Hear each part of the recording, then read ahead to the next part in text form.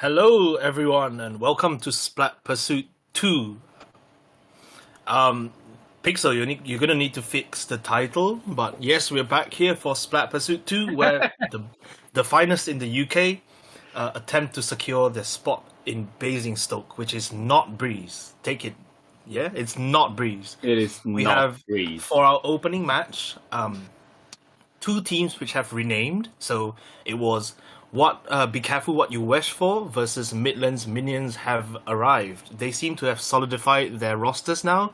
So famous Division 5 pickup Black Spurter, running Ephelem, Mr. Egg, Pogriff and Fish versus King Bob with Crystal, Johnny, former famous +3 UK champion, Jelly and Halo. This is really interesting. Pat, what do you think we can look forward to today? I mean, we can look for good games. These teams, I mean, you know these players. They've been around. They play fast. They play strong. And I am not sure which is better than the other. Like that's a balanced game in my head right now. I might be wrong. Yeah.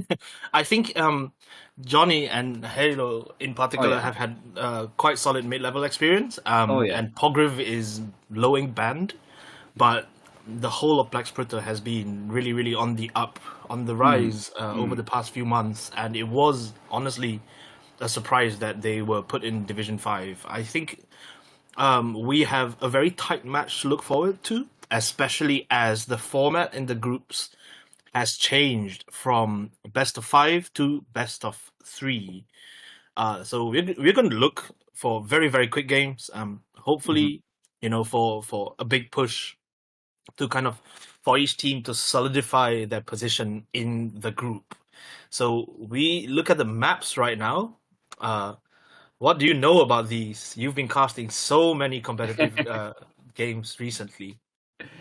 Yeah, well, Zones and Robo Roman was a classic 1 week after being released. It works well. So many different weapons can have their say on this map. The one thing to look for is the tripling strikes. This is the kind of map where you simply throw tripling strikes onto the zone to capture it. And I mean, it's sad, that's part of the game, but like if you don't have the strikes to capture the zone, it gets very, very rough to get back onto the zone. If you have these strikes, you can apply penalty, and that lets you clear your mind pretty easily. Also, like if you already have the zone, you can already throw the strikes onto beyond the zone to initiate a lockdown. And let's watch the game now, see what they do. By the way, you called Black Spreader a pickup. They have I know, tag. it's a joke. They have a team tag. It's a joke. Yes, good stuff. I mean, Johnny still has the Spark team tag, and we know Spark is no longer a team. Rip Spark. But we seem to be running a sub on the side of Black Spreader. Yep. There's Jin coming from another different team, and I know one of Jin's teammates is playing in Disclaimer as well. Yeah. The opening skirmish goes well. Black Spreader gets a few points on the board, and only Mr. Egg is up. But then King Bob puts them 3 down and takes the zone. Now that's going to be a lead change.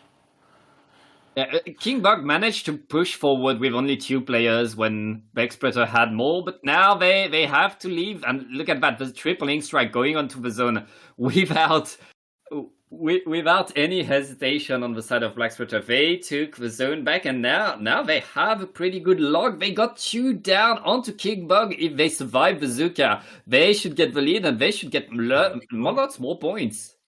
Yeah, this is the first set of games we're seeing after the patch, and we know several very, very good weapons got a slightly nerfed during the patch. Let's face it, they should have gotten more, but it's really interesting to see what Range Blaster, Squeezer, things like that, what they're going to deal with today. In particular, we don't see a Pencil, and Pencil has traditionally been very, very strong on this map.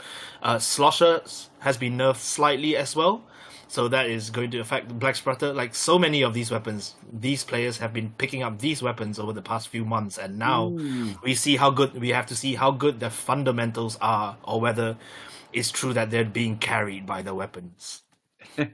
King Bob finally get good control, but Black Splatter was at 12 points left, so lots of fights going on in mid.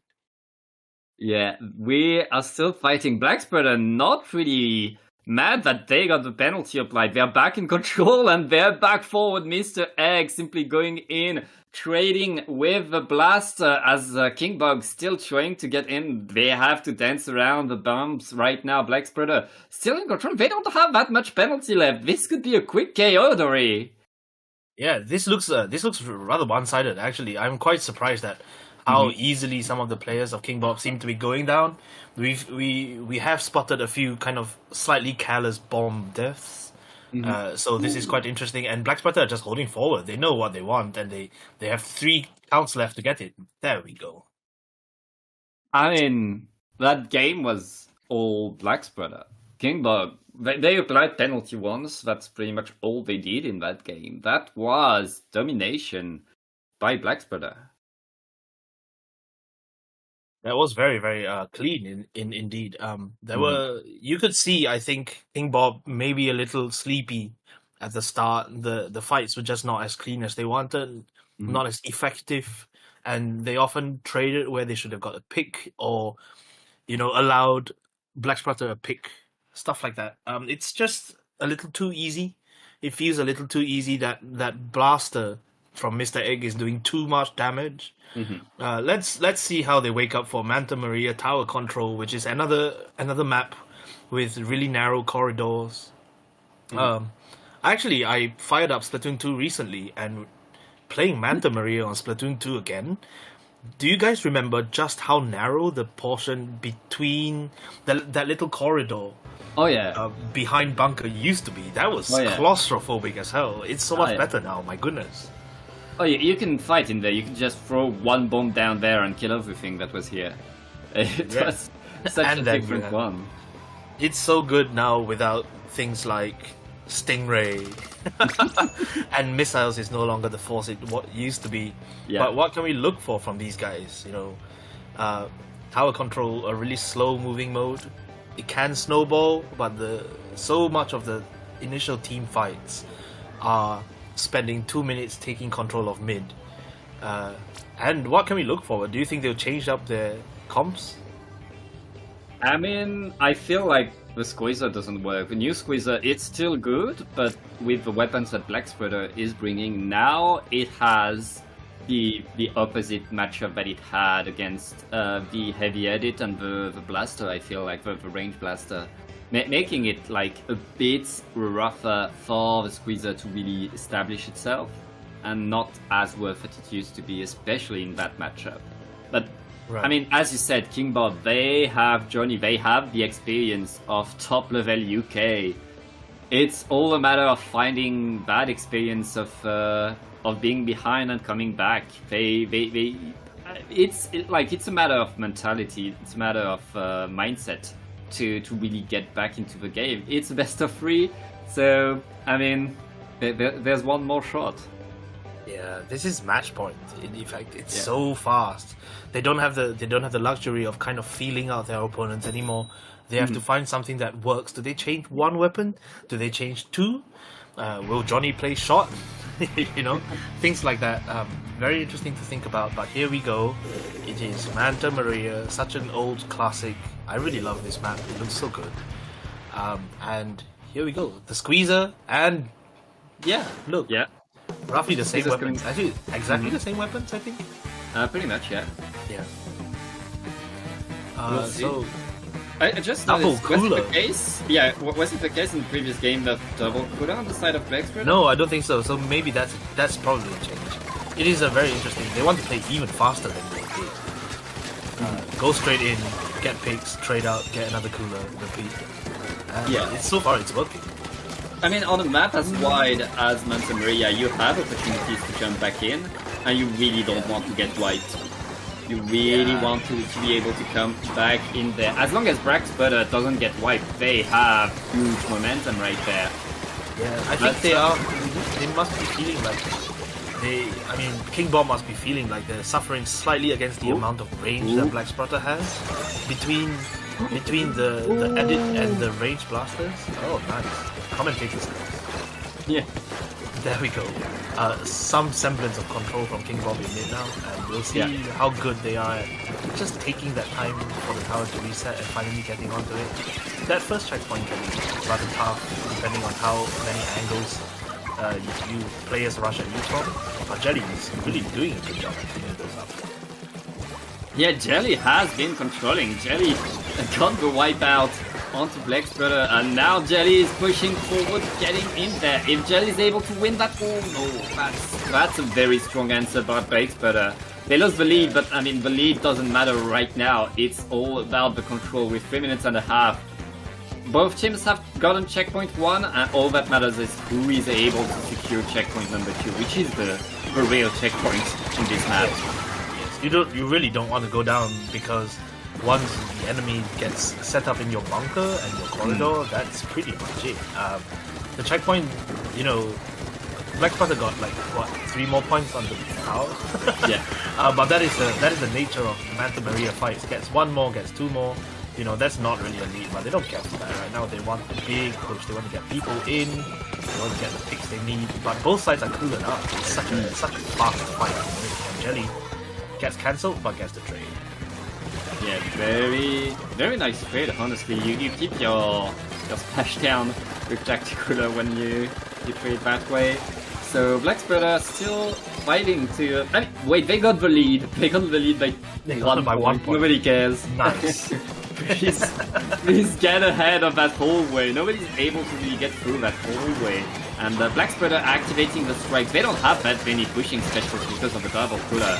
But now it's working. Now it finally is working. I feel like they know that King Bob's weakness is the lack of consistent pain. They get wiped out, and they don't even get checkpoint for that, so that might come back to bite them in the arse. Everyone, if you see the overhead, you can see King Bob just kind of trying to draw a front line in the sand rather than paint up 100%. Yep. And that's useful because then they can just kind of retreat and still paint for specialists on the way in, and that's something to keep track of. But there's so much yellow paint. That's what we've seen in the previous map too. King Bob just has trouble dealing with this much pain from all of them. You know, a shooter, a long range, a fairly long range Splat lane, and now that edit outranges Squeezer. that is a big change. I didn't test if it outranges it, but it's more within its range and it can fight it much easier because it has such a high fire rate and better strike. Now I think like it can really do. Jelly still trying to get in. Jelly has been the tip of the spear for King Bob, doing so much right now. King Bob are finally at that second checkpoint, looking to get in. Yes. Crystal showing the Squeezer still got it. I hope that ends up. Yeah. Okay, sorry I should talk Squeezer, Crystal. I won't do it again. Crystal has been improving a lot on the Squeezer recently. The amount they have been really grinding both commentary and competitive. It's so nice to see that pay off. I mean, Squeezer is a fantastic weapon. It is still a fantastic weapon, despite all the people on Twitter saying that it's better than whatever. You know, that's simply not true. But it'll be really interesting now because not only have they got second checkpoint, they've got second checkpoint and nearly touched the third. And that fight in the corridor is often such a protracted one in this game. You really want something like 2 staggered ones. Blacksputter have to get on the tower, and they don't. Yeah, very nice answer by King Bob, and it was Blacksputter really dominating that start of the game. Except they had double cooler, they lacked that pushing tower, and they didn't manage to really secure that second checkpoint because they didn't have the specials for it. They were relying a little bit too much on their main weapons, and sometimes that's not enough. There's too many good defensive positions on Manta Maria to not have an extra special, I feel like. Nice. Well, it is 1-1, which makes it a little bit more interesting. No one really wants to commentate 3 group sets where there's just like 2-0, 2-0. You know, good stuff. Stutter once if I. Yes. Everyone, this is a trip to Basingstoke. Like, it's not the most exciting of places, but Basingstoke is charming. I think that's the word for it. any English town is described by default as charming. Okay, I've never been. Oh, wait. My partner's laughing in the background. Basingstoke is old. It has a lot of old people in it. So we will by going to Basingstoke in November, you're actually doubling the young population of the town. So come to Basingstoke, guys. Well, we'll see who will come, and on the way to Basingstoke is Umami Runes for Clan Blitz. That's going to be an interesting one, because that's pretty much the opposite of Manta Maria that we just see. Manta Maria, you fight in mid a lot. On this one, you just run straight to the basket, and it's going to be basket to basket. Yeah, this is a fast map. I feel like the reworks have really kind of opened it up slightly, allows you to get in more easily, and this snowballs fast because the spawn camping is totally a real thing too. Pixel, we need to see gameplay. Yeah, the gameplay would be nice to see, please. Thank you. Fantastic, and no real changes from either side. Still double cooler. Yeah, still double cooler. I feel like range is going to be pretty important. So, with a squeezer being down, Black Spreader has the opportunity to really take control of mid and prepare a push right there. They already have quite a bunch of the clams collected. King Bob needs to get a few splats, and that's exactly what they do. Johnny getting in there, already under. Ooh, very nice trade by Johnny. 3 down onto Black Spreader. Now the map is all blue. Yeah, Johnny Jr. is no longer a thing, it's Johnny Zap now, guys. Johnny Jr. is Jason +3. So that's changed. It's very interesting because I know that Johnny picked up Splattershot Senior for a bit, the big one. And it's interesting to see how aggressive you can play with the Zap once you get the thing and get the drinks in and hold straight forward on your enemy. There is a wipeout on the side of Black Spreader, so they have responded very well. They're going to try to want to get the hold of the clam economy now, which is really good. That's just what you do. Paint up, make safe. This mode is a lot slower than the other 3 modes, just because they have to wait for the RNG on the clam spawns. And that's the first score. First call, but not much of a score right now. And these jumps are gonna get punished by Johnny getting a. I mean, even the trade is good if you get 2 people. It's so funny because for a moment I saw two arrows next to each other and thought, I don't remember jumps. And I feel like Johnny sped past that and then remembered these are real people too. Yeah. So getting that double is really nice. Quick reflexes. When you super jump so mindless, people think you're a chump. It's true, it's too far in. Yeah. But here we go, a very considered slow build up from the side of King Bob. We'll see if that works. No, they go 2 down, 3 down, and Johnny has to take the clam back to spawn. A really nice jump in from that. I think that was a really clever jump in from Johnny. And that is a sudden reversal of fortunes now. Yeah, very nice moves right now. Both teams still fighting for mid. We're halfway through the game. I mean, there's a lead for Black Spreader, but one single push from King Bob would change it. The Kraken coming in from Black Spreader could create some opportunities, especially with the strikes, and 2 down onto King Bob. They don't have clams. Yeah, neither side has clams. Why would you put a push? Why'd you prepare a push? They used both of their specials to not get in because they didn't have clams. And it was really unfortunate. They originally had the setup for a much larger push, but then a well-placed bomb by Johnny actually took out Jin on the way in, so there was only 1 extra clam. 77 is really nothing of a push. You put down 1 power clam and two small ones, and you get the lead.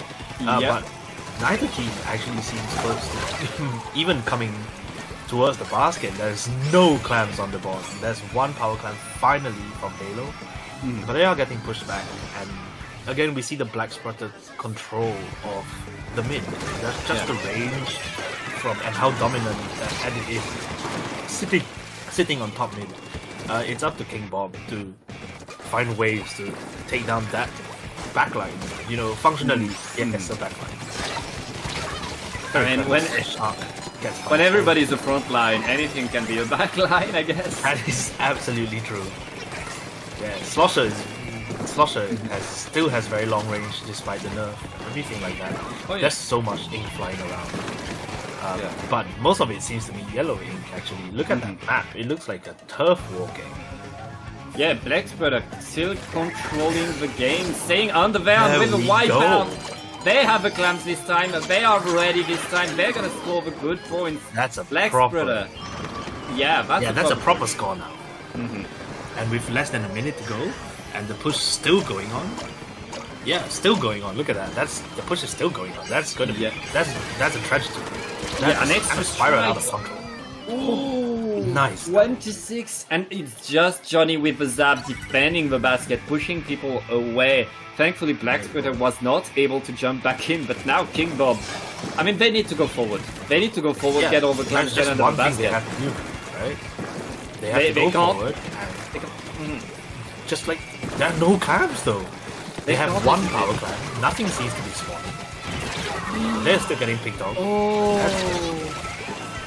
That's a pity. They have to grab it. Okay, they're able to grab it. Oh, they grab it. Okay. But Fisk is just here. Just the last one. That's Halo. I'm sorry. That's game. That is game. Really nice. Some styling from Mr. Egg on the cam.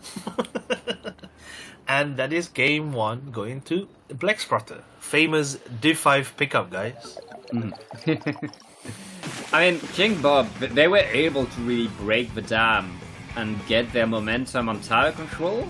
In the other 2 games, Blackspreader was in control. Blackspreader was controlling mid for the whole of the game, both for game 1 and game 3, and it really gave them the victory. We didn't see King Bob get near the basket except that one time, and they didn't have clamps. They didn't have clamps, yeah. No, it was really, really unfortunate. Even their win on Manta Maria was basically a slip up on Blackspreader's part, like a slip up in defense for 20 seconds. And I guess that's the kind of margins we work on when we play this game. You find the one moment to unlock the enemy's defense and do what you can. Yeah. And King Bob did that in that game, but it wasn't dominant by any means. It was just a single push that worked out for them. Blackspreader have proved very justifiably so to be the better team in this matchup, and let's see what the next one we're going to cast is. Yeah, we're going to take a short break, and we'll be right back with the lobby.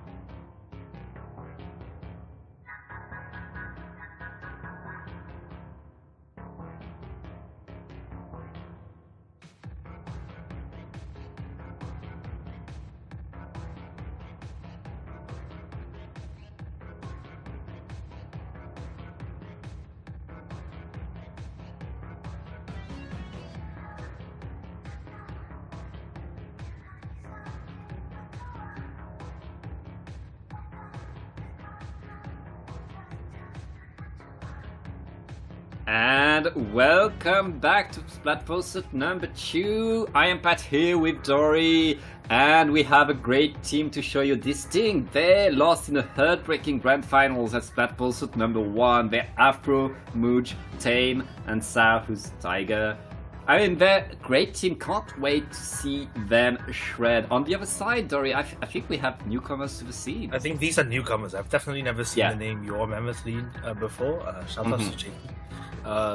Giving us some info. I don't know. These are definitely new players. Who's Spore? Who's Snipes? Yoshio, and is this pronounced Takaimai or Takimi? Yeah, I think it's I don't know. I don't know these guys. I think it's Takaimai. Yeah. Now that the overlay has updated, it's definitely yours, Mammothly and Distinct. So fun match. Hopefully not too one-sided, honestly, because Distinct are so good. Hey, look, yours Mammothly, they managed to claw themselves to a victory in round 1, so at least they should be able to put a semblance of a fight. We can hope. Well, let's see a fight. Are these the same? I don't know what maps we've been getting, what maps you're going to get, but it's going to be interesting, I'm sure. Crab Leg. We haven't seen that. I don't think. I feel like Crab Leg has fallen out of favor somewhat in competitive. Although I retain a fondness for it because I enjoy the insane fights that go on in the middle. With Crab Leg Clams, you really want to take control of the grates. And that will allow you to get a properly long push in.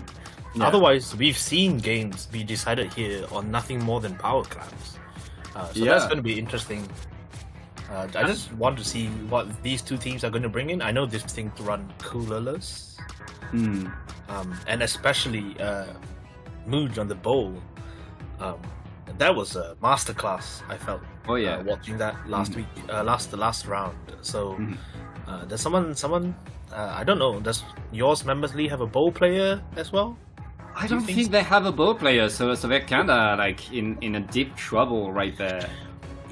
I mean, if you don't have a bow here, what can you bring to counter it that could help? 3 Trizukas. Yeah, well, to be honest, I have super mixed feelings about Crab Leg Capital because I love long-range weapon, and that's very good on Crab Leg, but I hate grates. I think grates are bad for the video game, and they shouldn't exist. There are too many grates here. Too many grates. Too many Splatlings. Honestly, as a Viper player, I already don't like fighting Splatlings, and when I play Crab Legs, they're everywhere. But when the Splatlings are down, and I can have fun in mid, that's really, really good. It is interesting. I just want to see how long both teams take before putting together a push, because this gets really stally. This can get really kind of both teams trying to poke at each other. There's just enough width in this map to make that interesting. You can fall into the pit and try to flank. And you can use the walls very cleverly to make some really cool plays with things like Zipcaster and whatever. But sometimes you see this map mode turn up in tournament and it takes 3 minutes before the first power clam goes in. So I'm really interested to see what kind of game this shapes up to be. Distinct sweep. Okay. Yeah, for sure. We should put stream predictions on so that people can bet channel points. But yeah, on the way to Basingstoke is yours Mammothly and Distinct, and I think the players are getting into the lobby now, so I hear some random beeping going on. Distinct sweep. One more player, so we're still waiting. Oh, that sounds like weapon select. Right, so if you see, okay, we have like Makomart Splat Zones, Makomart Splat Zones, and that's like the tiebreaker. Oh, we have a prediction now. Let's go. Put your points in, Distinct.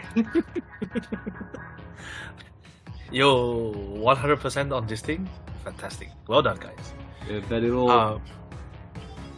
Afro don't feed. This banter going on. I would like to see a game 3. Genuinely, I feel like it just makes casting a little bit more interesting when both teams feel like they have something to fight for. Yeah, but so Score's Rainmaker is also just like it happens. It's that sort of map. It happens. Yeah, so don't worry if Distinct loses a game. It's because they're letting Yours Monthly get to a game 3 so we can have more of a show. Thank you. Yeah. Fantastic. Scorch Gorge, I feel like still wants that rework. We saw the early version of this map in the trailer, and that had so much more extra space. It hasn't got the extra space yet, even though a map like Barnacle and Dime got an extra little bit of fighting area. Yeah. So, that's a little bit of hope. I would like the extra space.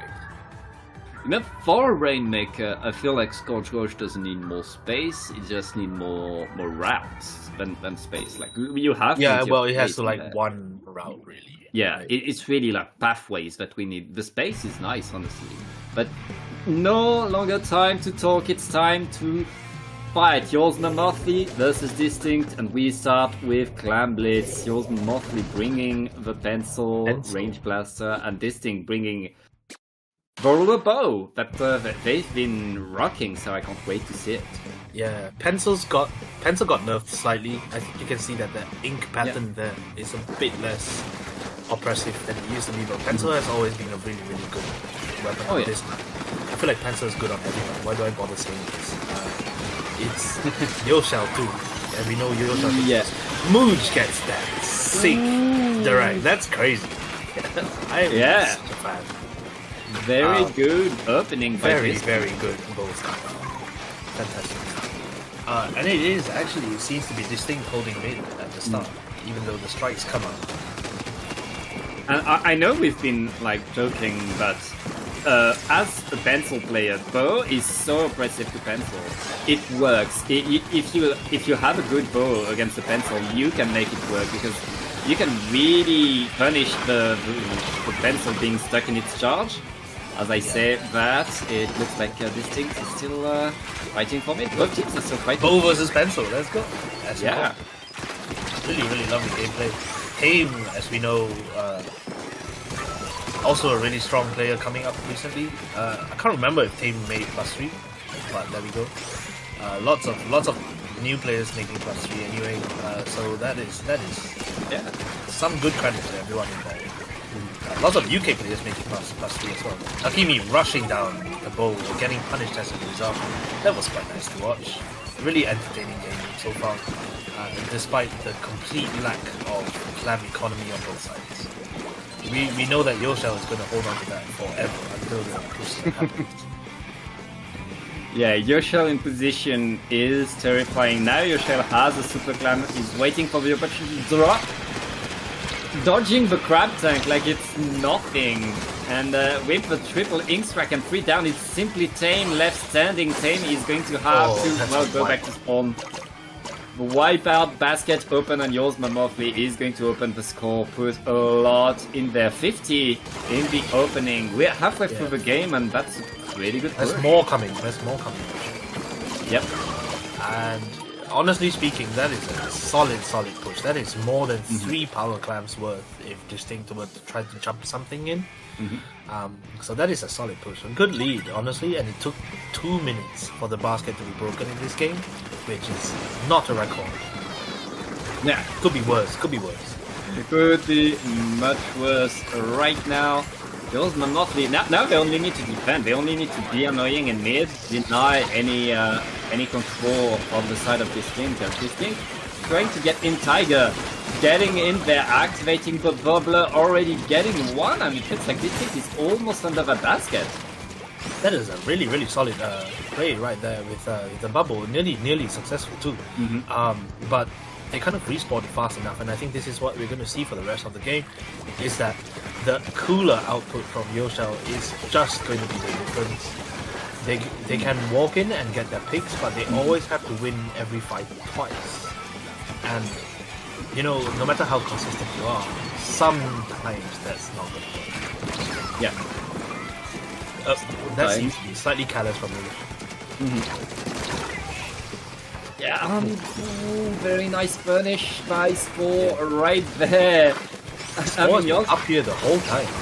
Yeah, so annoying, so much control. I mean, Spore is punished. That means no tripling strikes for Yosma Motley. That is so important for this thing, especially now that they get 3 down instantly. Yoshel trying to delay any kind of push into mid. Now in tactical, the rest of the team should be able to respawn fast, unless Afro has something to say about it. Afro getting under there, forcing the push away, and with the Zuka, forcing all of your... Wow. It's hard. You see, Yoshel is such a consistent anchor player. You know, with how this Yours members are playing, they don't really need to be cooler up all the time. So even if they go 3 down, Yoshel will provide jumps, and you get cooler on the landing. And then this thing have to fight you twice again. So that is tough, and especially as you can see, they just have better gaming chance, not die to Trizuka, and you know, both Takumi and Spore have been up here on the top right the whole time, just being an absolute pain in this thing's defense. So there we go, another push from Yours Membersley. I think they might even try to knock it out. It's not necessary for them to do so, but they can. I mean, they won't have the time. There we go. The end of the game happens before they can get the KO. That's game number 1 for Yours Motley. I mean, that was a decent showing, honestly. Yeah, I mean, as you said, they constantly had Takumi or Spore being up there, being in the on top of the map, keeping this thing from even respawning or taking any control over their own basket. It was pretty rough for this thing to get there. Yours Motley not rushing in there, not getting the KO, but simply and calmly controlling the game, making sure that they're the ones with the clams and the pushes. Yeah, that's gonna be similar, because there are some greats in this next map mode, right? We know that the famous great pathway right across the middle, where Little Tim is in X rank like to push, but we've seen how useful Yoshel is on those greats, and I feel like if Distinct don't have an answer for Yoshel on greats, you know, that's gonna be really tough to fight, especially in Scorch Gorge, where you have to fight uphill on the retake. As if your enemies have established themselves on your plat, your snipe, you are fighting uphill into that, and no one really wants to fight uphill into a pencil. That's not fair. Yeah, it can be pretty rough, but it's also Rainmaker. It's the fastest mode that you can have in the game. If, like, this thing, all they need is Mammothly to make one mistake. We know that they can capitalize off of it, because they're still, Distinct are still very good. They're a very good team. If Mammothly does a mistake, Distinct can get in, can push forward. It's all a matter of can Distinct create that mistake into Yours Mammothly. Yeah. I think Distinct will probably need to feel like they're fighting tighter against a team that is as smooth and as fast as Yours Mammothly. They will all be familiar with gameplay from these players, having seen high-level, top-level gameplay for such a long time. We see them all making their way to mid, and Distinct get the first pop, which is probably useful, because they'll have to deal with yellow ink output from here on out. Tame on that. I feel like, that got punished. Tame just turned his back one moment, and the Zuka said, absolutely get out of here. Yep, that's and more attacks. Tiger getting a very nice jump with a roller right there. You can't look away. There's lots of pain for both teams. Both teams are able to simply fall down on you with a weapon that one-shots you. No, that curling bomb double, that is disrespect. That's the mistake. That's the mistake by Yours Mammothly. Distinct is getting in there, gets the first checkpoint, but they're not able to get the rebuff. And wait! Afro flanks. 2v2. 2v2. What a flank. That was alone. Actually such an entertaining one. With a roller who's as quick as Tiger. Can't just leave stuff up in it, and that was precisely what allowed Tiger to get in. There was just one trail of blue that Yours Mammothly thought that can't harm anyone. But then you have a Ninja Squid roll, and that's what they're so good at doing. Catching you and then catching the stealth jumps in because they're close enough, they can see you. Yeah. And right now, Mooch simply having to move back, let the checkpoint be broken by Yosmomorphy. Yeah, they get the lead off of here. Yoshio using the pencil a little bit. Nice double from range. Yeah. Ooh. They know that Takimi is here, so they don't want to leave his. Oh, that was callous. And good quick reaction on Tiger's part to reset the Rainmaker, even though Spore and Takimi are now in full control of that plan. Yeah. Thing is, on this map, dropping away, leaving a one-player advantage to the other team means Yosmomorphy could get another push. As I say, that the grab tank from Tame is forcing Yoshio to scare away. Distinct is getting back to mid slowly but surely right now. Here's another cooler jump. It is kind of, in a way, very, very predictable. But then it is your responsibility to find a way to fight against that. Distinct, right now, I mean, that's 56 points. Let's be real, it's not really a lead. They could quite easily sneak in again if they get Tiger or Effort coming on the play from the side. Get a player like this, really well done, fantastic shot. Get 1.5 players, throw the front line of this race, take down Yoshio, and that is important. That will make it. Snipe's now getting oppressed by the bow, actually surviving that fantastically well. Amazing movement there. And Spore with grabbing. Spore extending the lead right there. It's still a very short lead. If Distinct is able to get a sneaky play, if they don't have a checkpoint, they could get to 40 pretty fast on this map. But it's all a matter that is so good. Using the Kraken to paint the path and then taking out the backline. I wonder if they called that out, because that was really, really kind of brazen, in your face, holding forward. The lead has been extended. This is the style of play that you sometimes see in FLC is a big fan of this sort of just grab the Rainmaker, keep it in their style, keep it in their side of the map. It doesn't matter if you go one down because you trade for it, and then they feel the pressure because they can see the Rainmaker. Tame now puts it back in mid. Hopefully, we've still got a minute left. They really just need to deal with Yoshio. And a push happens on this thing every time Yoshio goes down. Well, a mini push. This time they push back to mid. But they need like 2 or 3 more cycles of this to happen before they can really get hard score. Yeah, especially with like 20 seconds left in the game. Distinct needs something and they need it now.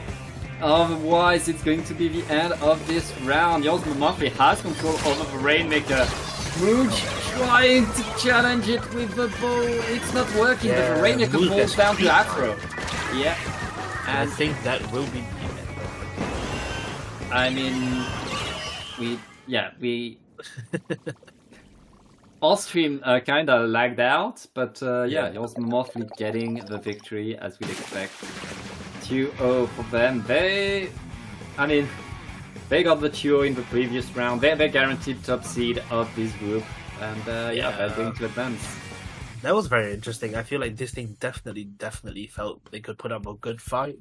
I wonder if, I know that the whole concept of the team is that they do not play cooler, but against a team like that, you just have to say, what if, what if they did, and what difference would it have made to the fights? Because some of these fights were quite even.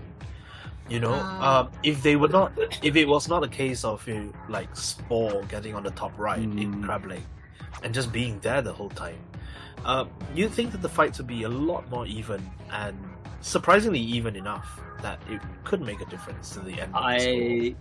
I don't agree with that. I think Distinct, their strength is their identity. Their strength is their ability to make it work. No, I really respect without that. cooler.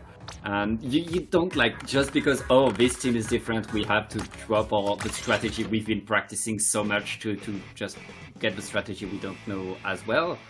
And I mean, these fights, they were decided by players. They were not decided by weapons. It was Motley really grabbing the Rainmaker, going forward and pushing over and over and over. That was a lesson in sustained pressure, and this thing did really, really well at not caving under that. So neither of these games were knockouts. I know if I played against these guys, I would just roll over and take a break, and then wait for the next set. But that's me. That's why I'm not this thing. Yeah. Well, Tori, it's time for us to take a short break. We'll be back on the other group, back with that Div 5 pickup, Blake's brother. Nice.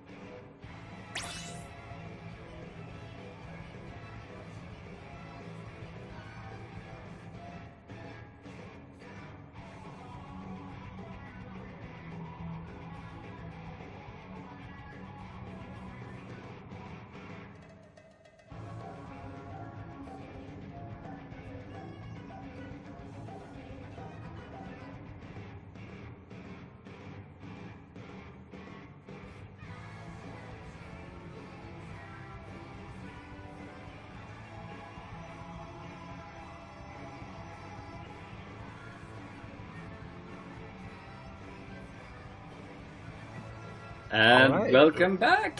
Yeah.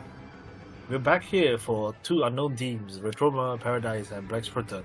Retroma Paradise are a team that I think they appeared at last Breeze. Specifically, this November LAN is not Breeze, but they're going to qualify. They're attempting to qualify for the same event.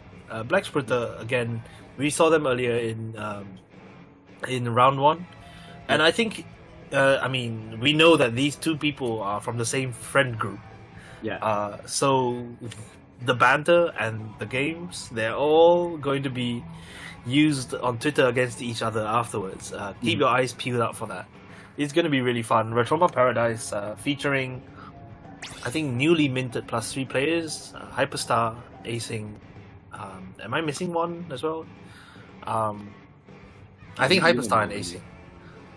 And then Black Splitter, we've already seen them, so whatever. Retroma, oh yeah, Jason, of course, Jason as well. Jason. And that name comes from a mashup of the three teams that they were all playing on at that point. Retroma Paradise is Retro Radio. I think Chroma was involved somewhere, Chroma Chaos or something like that, and then MyLag Paradise, and that was the initial formation of the team. Mr. +3 himself. Jason is +3, yeah, I know that. Okay, there's only space for one plus player in that family, apparently. And Black Splitter hoping to make their mark on mid-level competition as well. So we go to Hagglefish Market. What can you tell us about that, Pat? Hagglefish Market,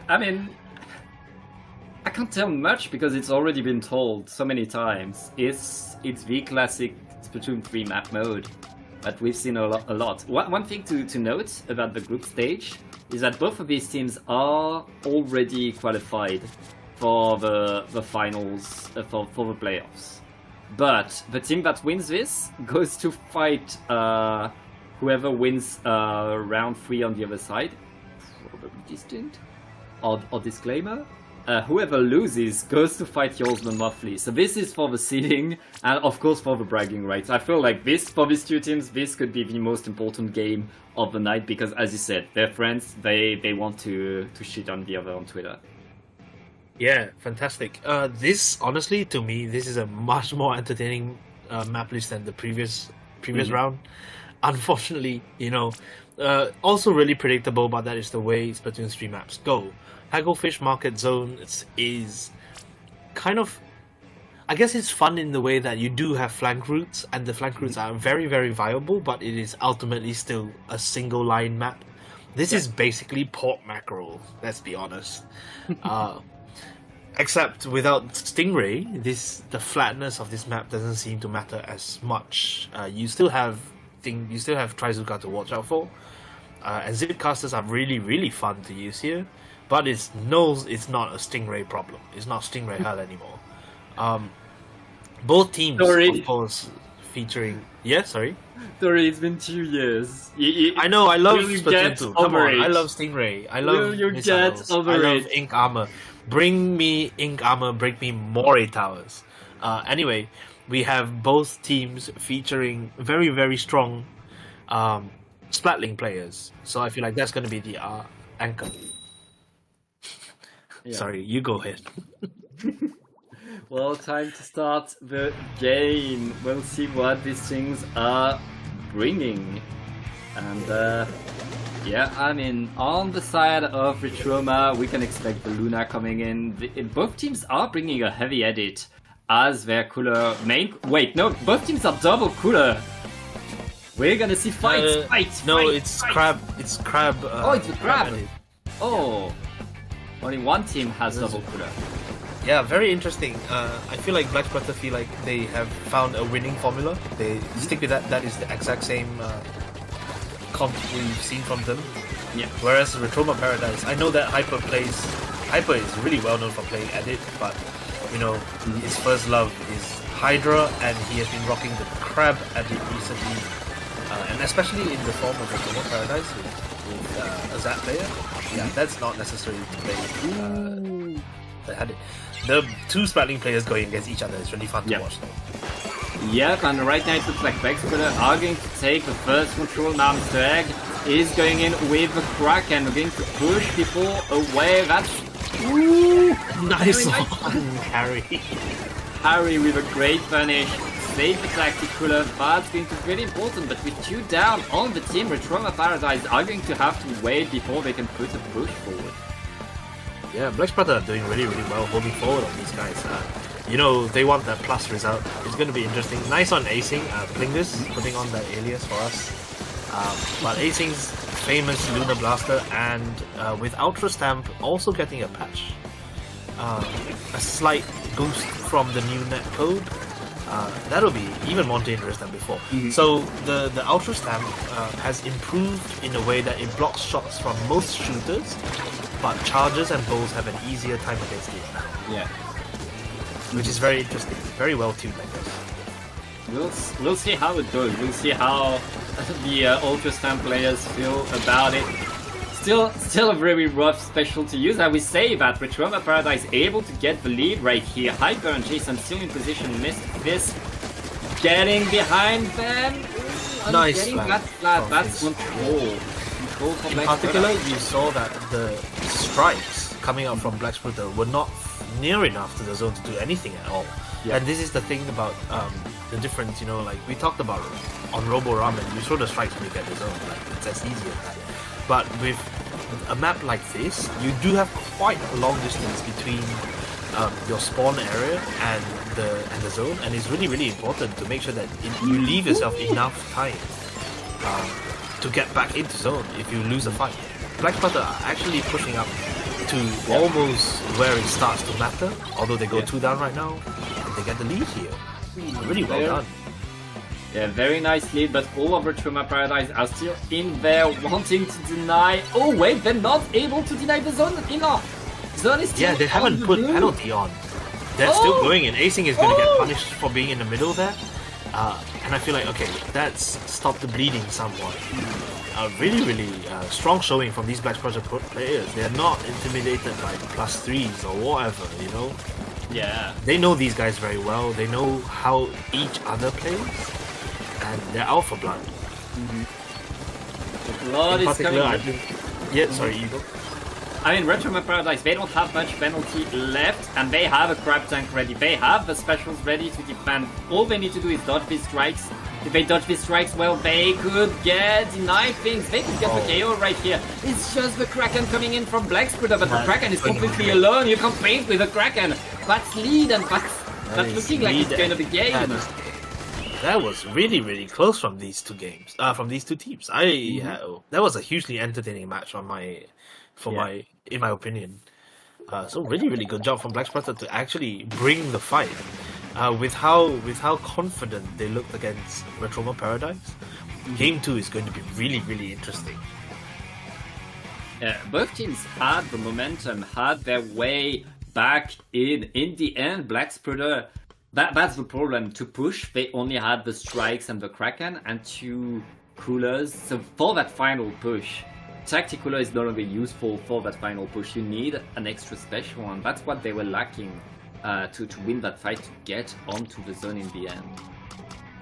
Yeah, this is a very interesting map mode we have coming up. Ship-shaped cargo, tower control. Ship-shape seems to divide the fan base quite a lot. I like it. A lot of people don't like it, and I feel like the reason I like it is because in my mind it's like Mori Towers. Everything is too far away from the spawn point. The tower control here is really fun because the first checkpoint is whatever, you get the high ground on the first checkpoint. You can have a little bit of fun, but the second checkpoint is where things really start to get critical, and it's up to Black Splat to see how much that blaster gameplay can make a difference. Kraken on the tower is always a fun one. We saw Dude use Kraken on the tower in this very map mode to great effect during the EU Championships. And Black Splat has been running a Kraken. The Krakens can't paint, but they can definitely get people away from an objective. So as we load in, let's see if there are any changes. Yeah, I mean, as you said, you don't need as much paint on tower control. That is not as required. With Hyper, bring the ballpoint the ballpoint Splat League will outrange the heavy edit and the range blaster on the other side. That ballpoint is going to be incredibly oppressive, especially, honestly, like, Inkjet is still very, very good. Inkjet is still very good, yeah. Hyper's been talking about playing ballpoint for a long time, but Hyper is a Splat League fanatic, so really, really clever pick by AZ. Go and get one, jump the hell out. Hyper now putting pressure from this side. No matter how many players go down, you know that they're going to have a jump, they're going to have a solid kind of location that they're going to try to hang on to, and the ballpoint being able to just keep putting out ping, keep putting out DPS, and then switch to Inkjet whenever threatened. That is fantastic. It's just a fantastic weapon in the hands of someone that has experiences that. Jason now gets the lead by 2 points. Well done, Jason. Congrats! Get that +3 suggested. And then continues to slosh. Gets rushed down. Nothing really much happening here except like a massive team fight in mid. You know, that's kind of crazy. That's what you expect from these two teams full of all-out aggressive players. It's really, really fun to watch. Splatoon at its best. Yeah. Ooh! What a trade! Well done. That one can go on. That was a nice one, and very nice double flush by Jason here, able to get that Splat. The Kraken is going to come at the tower. Oh, not soon enough. Egg not able to get on the tower and deny the checkpoint right there. Getting that checkpoint on this map is so important. It's such a long and hard checkpoint to get. Right now, I mean, Retroma, they lose all of their players. It's a delayed wipe onto them, but they got that checkpoint, and with 3 minutes left in the game, they're in a very, very good spot right now. Yeah, it's one checkpoint. It makes good sense to try to defend it from now. However, when Retroma were forced off the tower and that push ended, Black Splat just had their 2 frontline players on there. They couldn't really ink up, they couldn't establish as much space as they really, really want to. And now do they get checkpoint here? They do? Yes! That's good. That gives them a little bit of breathing space, I think. And Mr. Egg is... Oh! That's cheeky. Gets punished by Hyper right there. Hey, got lead too. Yeah, it got punished, but guaranteed lead because all of Retroma was busy taming the Kraken right now, and all of Retroma is taming the tower as well. That is still some control now for Retroma. They get to face Jason overextends a little bit, I think. Yeah. Gets punished, but then Harry and Jason come to clean it up. It's very interesting to see these fights being taken because the verticality of the map is such that things like blasters and sloshes do really well, whereas shooters, you know, anyway, the only shooters here are the zaps. So the game as it's intended to be played, I guess. It's very, very nice to see slosher gameplay. I always like to see slosher gameplay. And that's going to be another lead swap. The second the checkpoints were broken, both teams really freed themselves, got more aggro, got more forward. And what? Really good inkjet from Hyper. Huge inkjet, huge pictures. Almost got the last one onto Fisk right there. He's going to seal the deal with the main weapon. Wow. Damn. Wow. That was close until this one moment. So that is 2-0 to Retroma Paradise. Get on Twitter. Start the banter. That's what you want to see. Fantastic. Well done, friends. Big shot. We had one half of a game where both teams were fighting for it, simply fighting for it, trying to get something going. The second one team gets the momentum, they break the checkpoint, but they get wiped. They let the other team get the checkpoint, but then get wiped. And like it's been, the game became more and more intense as both teams were pushing forward, getting more risk and getting the W in the case of Retro. Yeah, really, really solid gameplay from these two teams. Even though we don't see Clablitz, it was a really, really good showing. 2-0 kind of doesn't show how close these games were, honestly. Yeah. So, unfortunately, Black Splat will fight the more difficult team on the other side. I think that's actually Spall's team. So, good luck, guys. We'll go for a short break right now.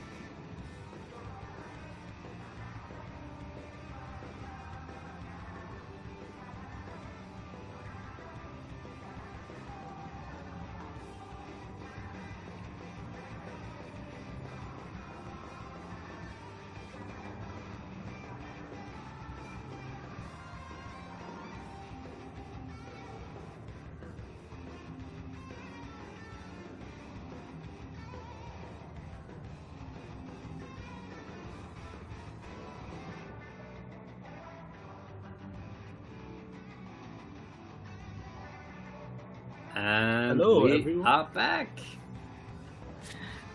Yep.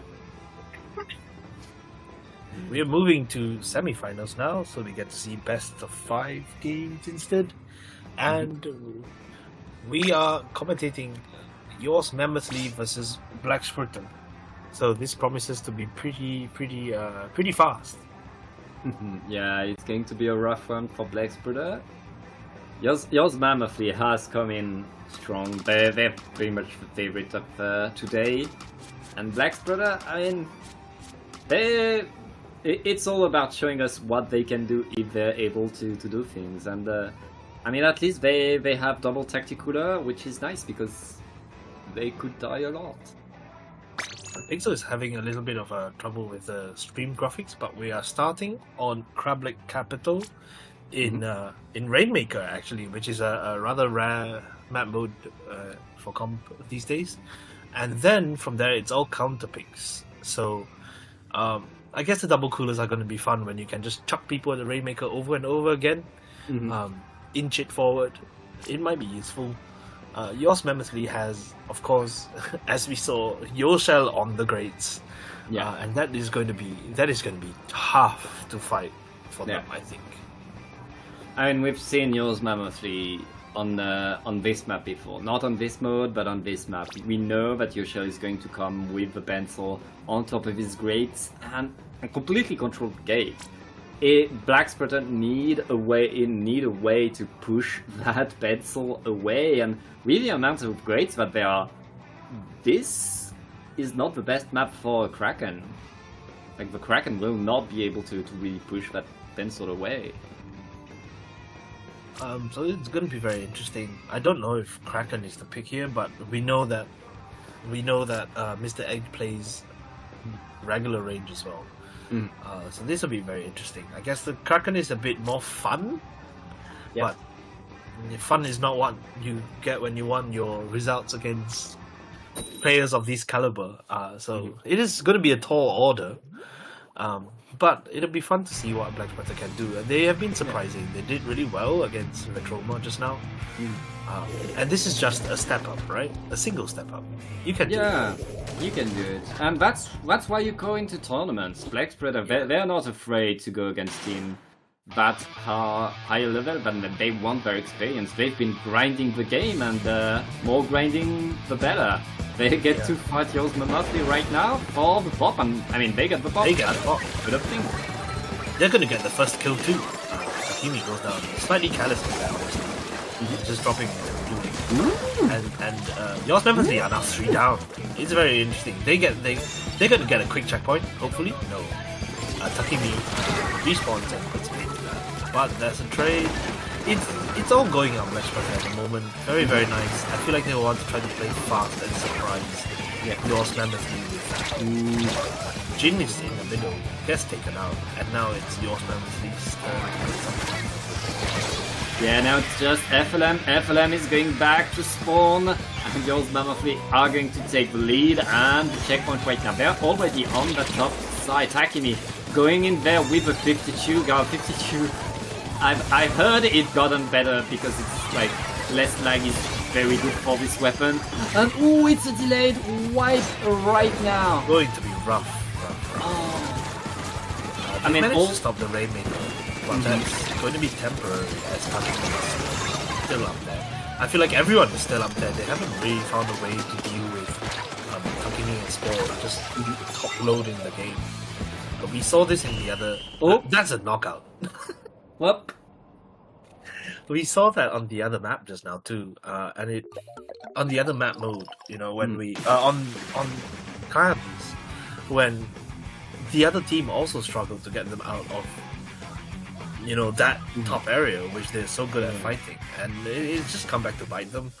I feel like they're gonna have to actually come up with a plan. I don't want to roll over. That's the main power that Yours Mammothly has shown today. It's that ability to, once they are in that position, to stay there. Black Spreader, they had a good opening. They won the first fight. They put the most paint onto the ground, and they almost got at the checkpoint right there. But yours, Monthly, the second they had the numbers advantage, the second they were the ones with the momentum, they just put themselves on these grades, and there was no way for Black Sputter to push them away. Dory, why did you get... I tried to post a link to the Splat UK. Why are you doing I wanted that? to see what would get me. We don't know what counterpicks are just yet. We get a minute to decide. But presumably they want for which there are fewer grades and the Kraken can be a bit more useful. Yeah. By the way, Dory, do you know our counterpick rules? I don't. Like, is there something that's off the table, or can they go for something really stupid? No, I think with Splat UK tournaments, most things are just allowed. I don't think. Well, there's a map list. There's a map list, right? They can't. There's a map list, but they can't just pick like Moritalis. Of course you can't pick Moritalis. It's the wrong game. Sorry. No, but like, you can't pick Bright Water Springs, right? You can't. You that's not in the map list. No, there's a map list. Okay. But they will want to pick something that's good for them. They did really well, honestly, playing against. I mean, the main thing they have to do, right? They have to deal with Takimi on 52, and their weapons are just a bit slower, and they have to deal with Spore on shot, right? So their weapons are just a bit slower. They have to. I don't think it's so much a comp thing for them or a map thing. They just have to kind of pair up and make sure that those threats are sufficiently quickly neutralized. Yeah. So Barnacle and Dime is another thing where, you know, once the tower moves, the mid is completely empty, right? Yeah. And so you don't really want to be fighting a 52 in mid if you can help it, because 52 and shot pairing up against a blaster, like that's gonna be so one-sided. Yeah. So they're gonna have to pick their fights very carefully, not allow players of Takimi and Spore's caliber to just collapse on them from higher points. And this is a dangerous thing, because tower control, you have players firing at you when you are at your second checkpoint, especially. You can have players firing at you from literally all directions. So they're gonna have to be really careful about that. That extra space is gonna help. I think tower control is a good move on the side of Black Sputter. That's the kind of mode where I feel they are the stronger, especially because of the blaster, of course. Yeah. And that being said, on Barnacle and Dime, I'm not sure about the map for them. Because this is a map that favors range. That's a map that's very good for Pencil and 52, which, I mean, we've seen Yorsman Monthly really showing us what they can do with that. And Yorsman Monthly, they have a blaster of their own. Oh, wait! Oh, Ephelem off. Okay, what? Black Sputter, they have something. They are ready. This time it's single cooler. They're changing things around, and I love to see it. Mr. Egg on the Slosher? That's new to me, honestly. I like the Stamper pick. Stamper is very strong here, with the amount of zip castable things you can do. Really funny things with it. Run in, break the enemy defense up. But then you see the early cooler comes up from your Monthly, and the trades stuff. It's really good. I feel like they're being slightly more careful now, even though they know that they're better players. They're still trying to fight, and it's good. They're not rolling over. They're taking the fights one by one, falling back and giving enough space to stay alive sometimes. And that makes all the difference. The game seems to progress a little bit slow. Yep. And but that's still a really cool second half. Yeah, Yorsman Monthly staying in control, keeping someone on the tower. I mean, almost always having someone on the tower. They know what they need to do, and right now Black Sputter simply defending that way in, pushing everybody away, forcing the Kraken to not be there. But meanwhile, the time is ticking on the tower. We're almost through the final checkpoint, and with the strikes, that's going to be the checkpoint. Yeah, that's the checkpoint.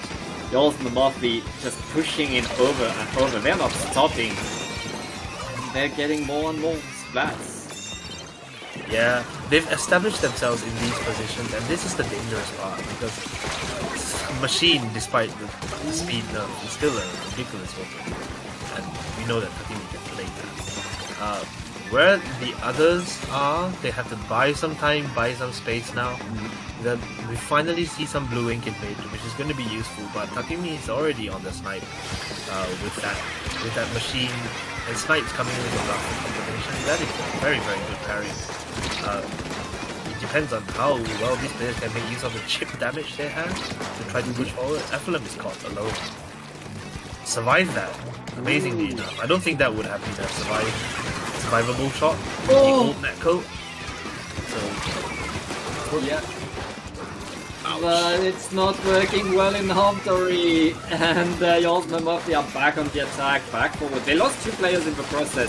Black Spreader still has the opportunity to defend, to stay alive, but the Kraken now is in their spawn. The Kraken is forcing them to dodge around. FLM is still in that fight. Very nice move right there. Very nice survivable. Back again. Survivability too. Dodge Yoshao at first. I guess taken out. That range from the snipe to that right side. Ooh! That is cheeky. Really tight games. Sometimes you see these fights and they go so evenly, and then something just happens.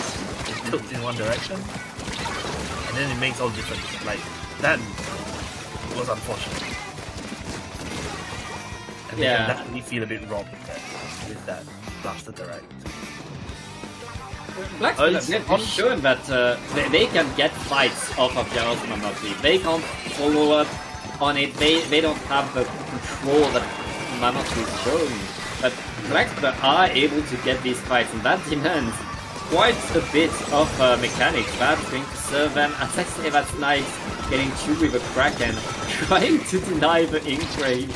It's a really good intro gameplay there. Staying alive too. It's very interesting because I feel like when a team like Black Spreader comes and goes up against a team like made of people or your level of caliber, there's just a lack of fear. That's just it, right? Like that's what you have to do. You know they're going to run at you, so you can't give them too much respect. Yeah, you just have to go in and see what picks you can get. And they're honestly, they're putting up a very respectable show. Yeah. I mean, if Black Spreader is able to push, keep that push away for 30 more seconds, they deny the KO. They get a bit of bragging rights for, well, never mind. Maybe. Never mind. I guess that's fine. The KO. Really good job. They lasted a really long time. Yeah, they were defending. They didn't stop. They were still in these fights. They were trying to get in. They got back to mid at some point. Yeah, when they were in mid as well, the fights that ensued were really good. I feel like when they do actually pair up and use the chip damage from that blaster and the burst bombs from the Stamper player, that really works out. It helps them win their fights without over-committing too hard. It doesn't put them within Yoshao's range. But the instant there's just like a little bit of anxiety, they really want to like run in and get those kills, and then Yoshao kind of cleans out. And that's really unfortunate. They have to find something to firstly not allow Takimi and Spore to just get established in their plat. Because that's just so much pressure.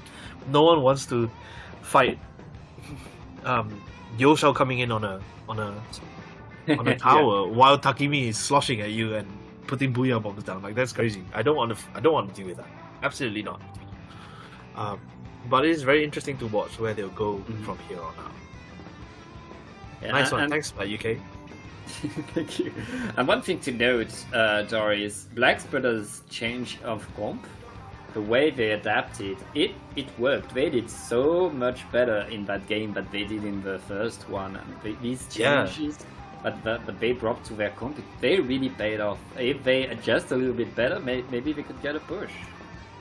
That is a really interesting adjustment too, because I I don't think I've seen them play a combination like that, but that really worked. I'm quite excited to see if they stick with that, or they go back to something they're comfortable with. Even if, it also depends on the counter pick, and I'm quite interested to see where they'll go. Maybe a slightly off meta pick, like TC Barnacle is not the most obvious pick, and it kind of worked for them. So let's see where they go. I'm quite interested. I don't have the map list to hand right now. Undertow Spillway Rainmaker. Huh. Yep. Ooh, well, that's where we're going. That's all being decided by mid. If can Black Spreader push from mid? That's the whole question. Because if you're able to push from mid, things can snowball, things can happen. But Black Spreader needs to find a way to break the dam, to go through your shell and get across mid. They actually got the first push on Crab Lake too, and they nearly got the checkpoint. So it'll be interesting. I think with the sort of rushdown comp that they ran at the start, they could actually get a really quick right checkpoint and then try to fight from there. So that would be interesting to watch. Especially if they keep the Stamper, which is very strong on this map with all these ledges that Yosha likes to stand on. But at the same time, Takimi on 52 will probably play screen. So if I were a 52 player, I would play screen on this map, which is also very interesting to deal with, especially if they stick to Rapid Pro. Just stuff like that, tiny things. Like, what kind of advantage do you think yours Memersly might miss? I think is the question Black Spreader needs to ask of themselves.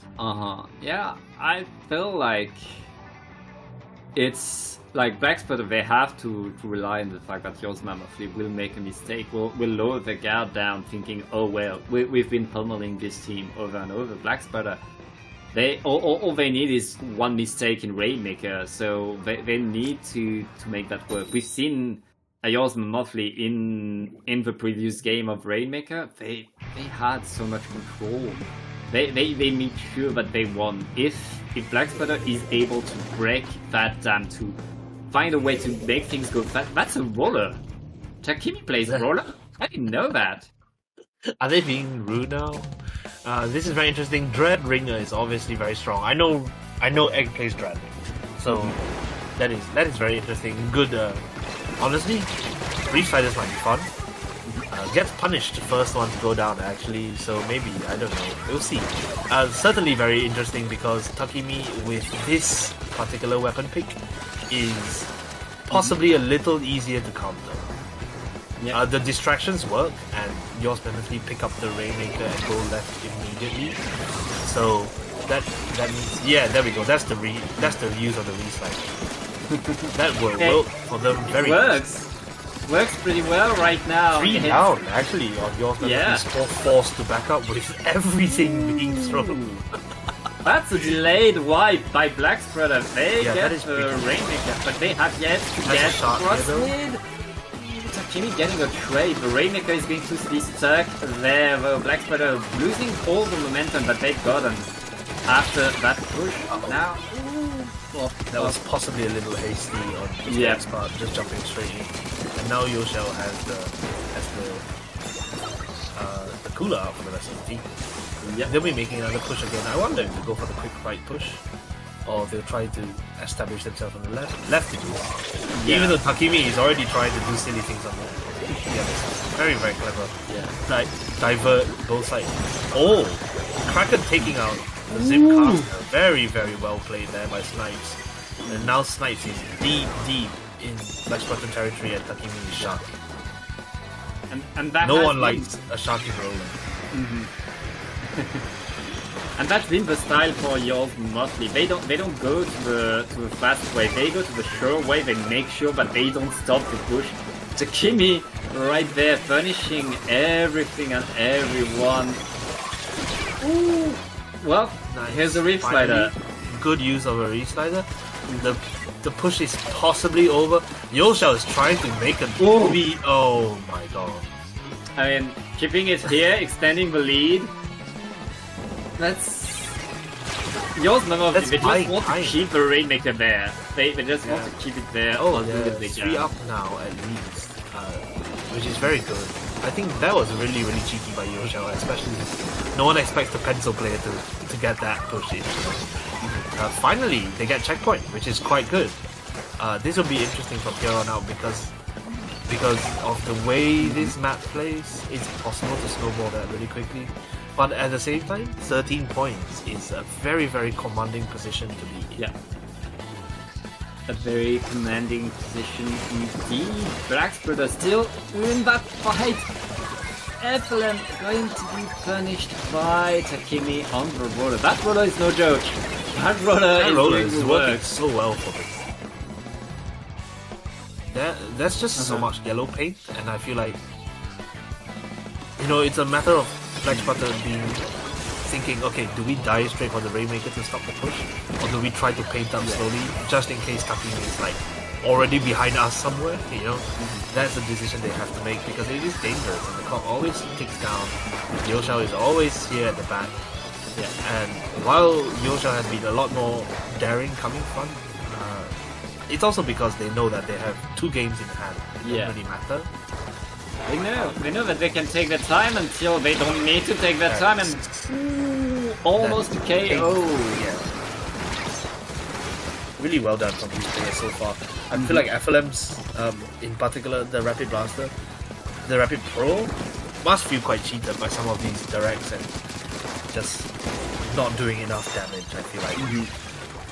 That's 3 more points, and now Blackspreader really has to knock this out if they want to get on the... they get 3 down. This is a very familiar situation. Yeah. Yours members can afford to go... Oh, that's huge though. That is huge. The mistake by Yoshao being a bit too comfy right there, thinking... I mean, Yours Mammoth thought they had won the game, but Blackspreader right now... What did they die to? Oh, they died to a bomb. Oh. 2 of them. It was on the top of the ramp and they didn't see it. Well, that was really unfortunate. I feel like that is now a game. Yeah, that's not a KO at least. The BM. Yep. Yeah, that is not KO, but you know, at this point, they don't even need to pick up the Rainmaker. Yep. You can just leave it there like that, and that's what they do. Yeah, they can't pop it in time, and that's 3-0 to Yours Mammothly, booking their slot in the Grand Finals. Yep, that's going to be game, set, and match for Yours Mammothly. I mean, even these 4 players, they have such amount of skill and power that they're able to give us. Congratulations to them, they qualify.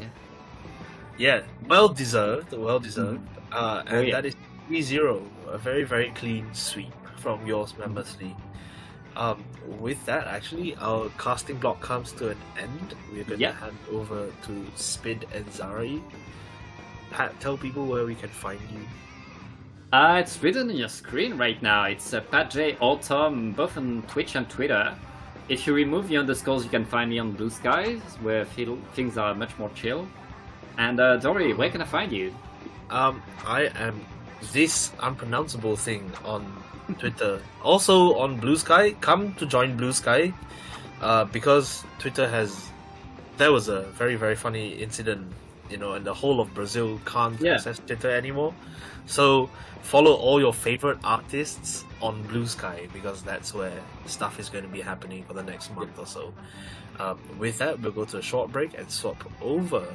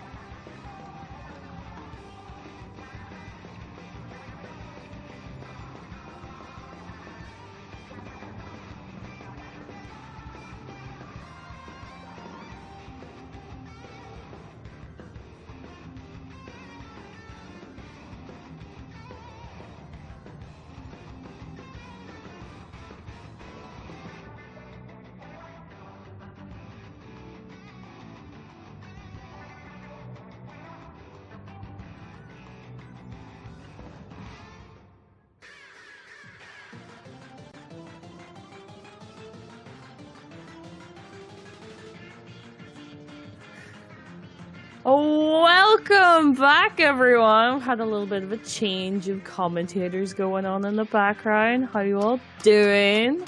Hello, it is I, Zari, joined by the lovely, the amazing Spin. Hello. We are about to get into the second semi-finals. So this is Retroma versus Distinct. I've been informed that Distinct are gunning for this because they got so close last time. So they really need to beat Retroma to get into the finals and have a second crack at this. Yeah. As far as I'm aware, these teams have faced off before. I would not be surprised. No. Several times, in fact. Yes. But the scores on the board is that Distinct did beat Retroma Paradise before this. So definitely Retroma, they've got some coming back to do here if they want to get to the finals. But Distinct, knowing that they've beaten Retroma before, are probably just like, okay, we just need to do it again. It's fine. Everything's fine. We'll get this. But teams when they've played each other before sometimes come out swinging in a way that the other team cannot possibly expect. But as I say that, picks. Yeah, as well, they'll know who they're better at facing. But yes, let's see how this goes. All right, interesting. Also, I was watching the stream earlier, and thank you, Acing, for changing your name back. That does make it easier, though we do always know that Acing is the Luna. Like, let's be real. Let's be real here. That's what they'll be doing. This is... Oh gosh, a lot is happening in this veritable bloodbath immediately on the get-go. 30 seconds! And like, half the teams at least have both been back to spawn and come back again. Everything is chaos. No checkpoints have been reached yet, but close though.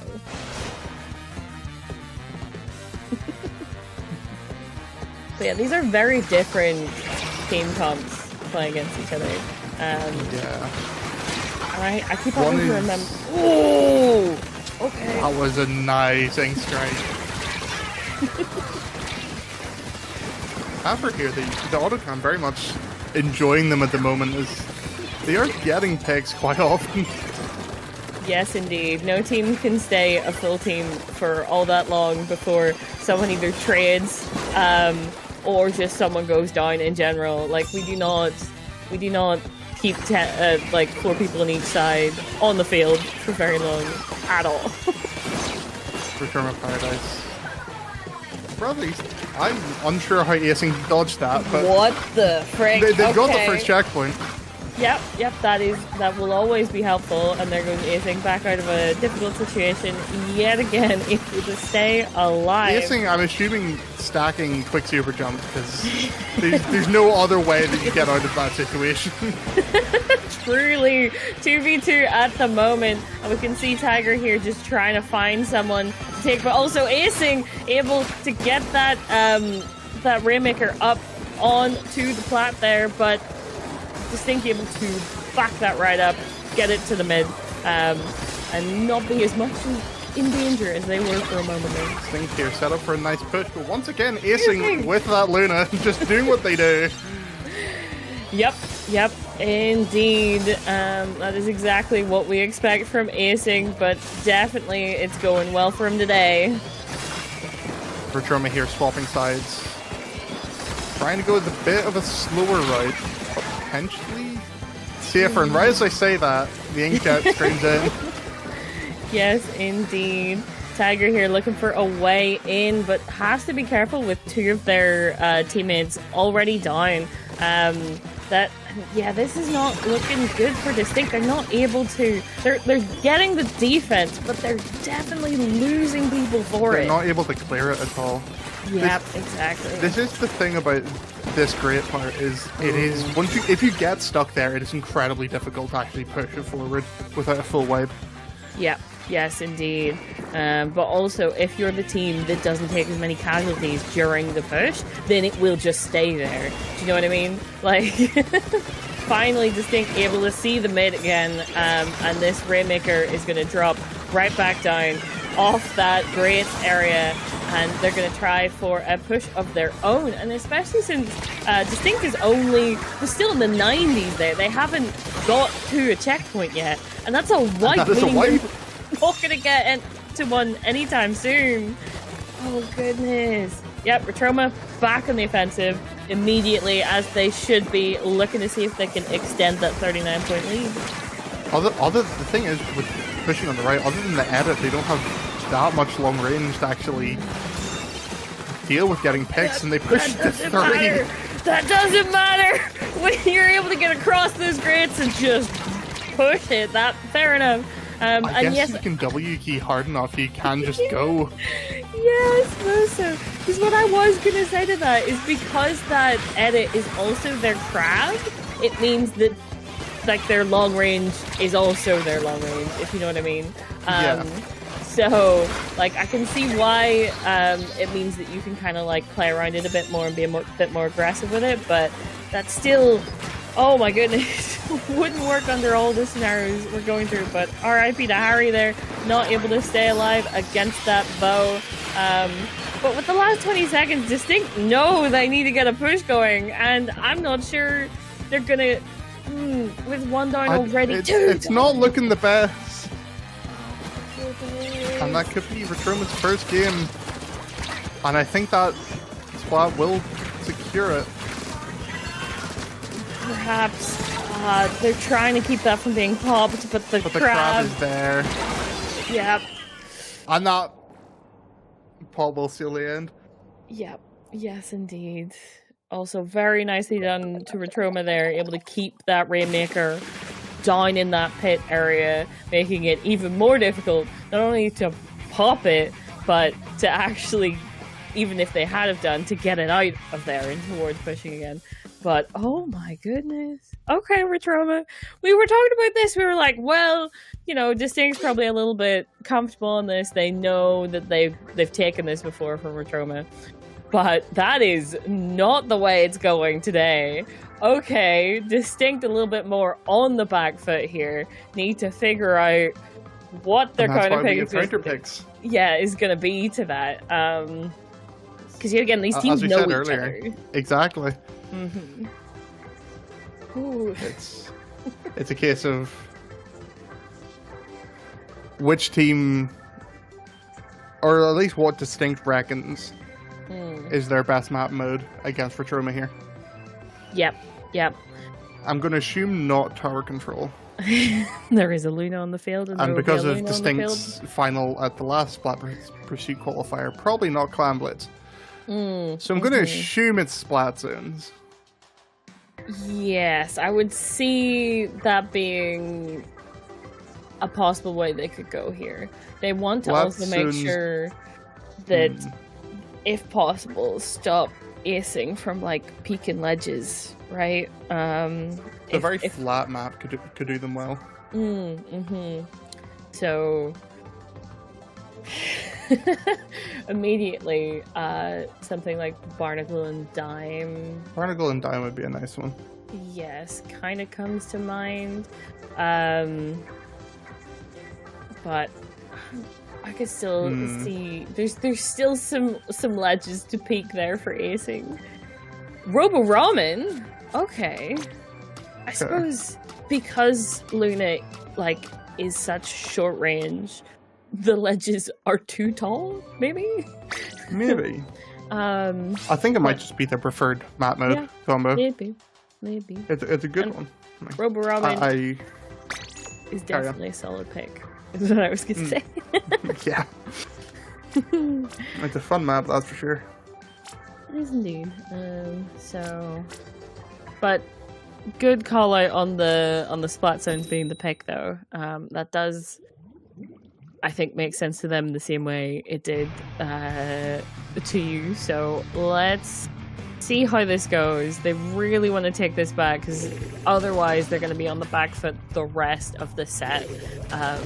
So Okay, Distinct. You know what's happening. Let's see how it goes. Yep. The thing is that Distinct does have significantly more paint as it comes than Retroma does. But also, important to note that they don't have a tactical. No. I've already see 2 go down inside of Retroma. They do get zone though, but I feel like that'll be changing rather soon. Yep, and you're quite right that it does, but that immediately that crab is over when they need it to try and push back out towards Retroma. So not ideal, but they're still able to get a lot of Retroma back to the base, which works out well. Retroma's crab rather early. Very nicely done. And here come the chumps to slow them back down again, but Acing has the hammer, and Acing knows what to do with one. And Acing gets the quad. Oh, Acing! Huge plays from Acing here. Well, that's one way to entirely lock out the opponent. just get Acing to, go on a simple as. Yeah. Alright, Distinct. We're looking like they were very early crab here from Distinct. Oh dear, that is 2 down for Distinct. And not quite the pushing part that they need to go anywhere near that middle area. They know, or that at least they did know where Acing was. But there's so many other people up here. Distinct do get the pick, and they are able to push this.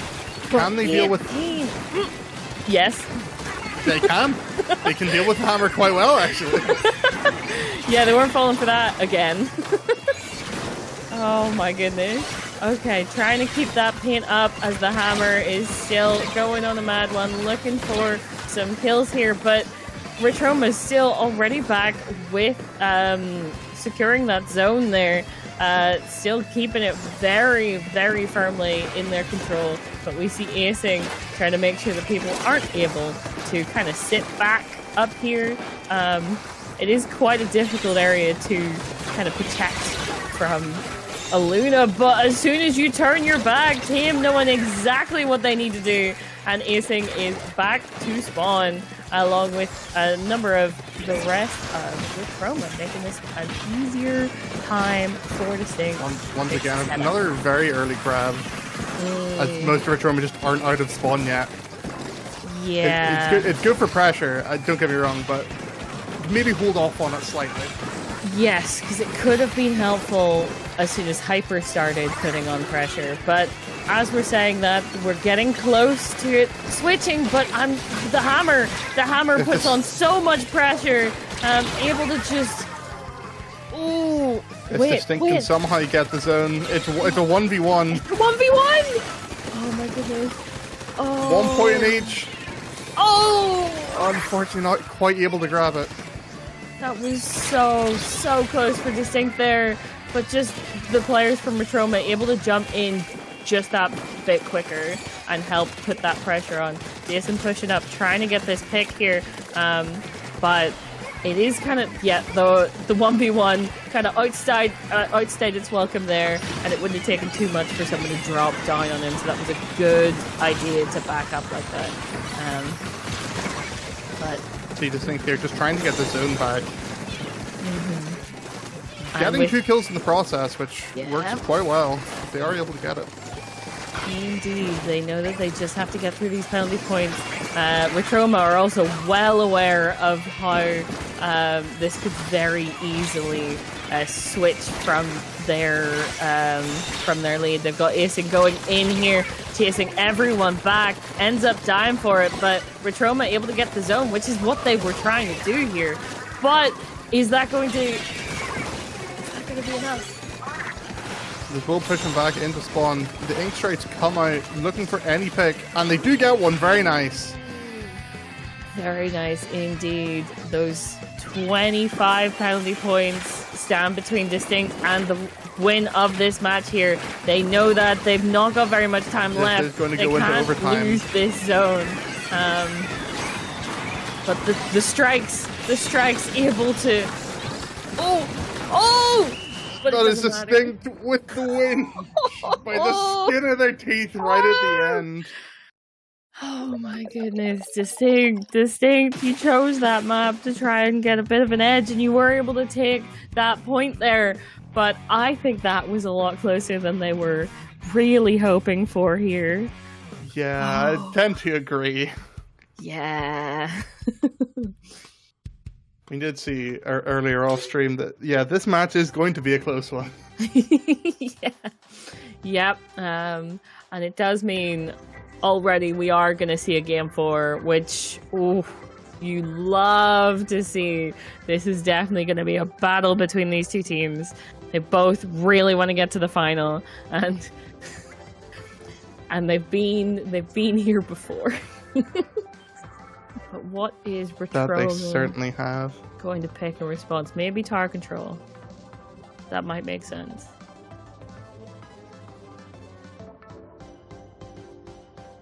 I'd say tower control. Yeah. If they can just have Acing trying to running find about the allowed maps to figure out the... tower control. Ship okay, ship ship. Specifically. If you're able to get that Luna, like, anywhere near the base of Distinct, the chaos, the Acing chaos, ooh. That we all know and love. Yep, that would be quite the play, but they'd need to get to that point. So I would expect that we're not going to see many changes. It'll be interesting to see if that, if we still have both crabs on both sides, and also if maybe, I don't know, teams able to kind of like line up more to pressure the crab from retro, like the crabs on both sides able to pressure each other a bit more, because that was not really what we were seeing. There definitely needs to be a few more crab 1v1s on this. Yes. Because that at least will open up the ability for the tower to be pushed, depending on who wins those. Oh. Okay, hold on. That was a different... Yeah, that was a different Splatling we're seeing coming out from Hyper.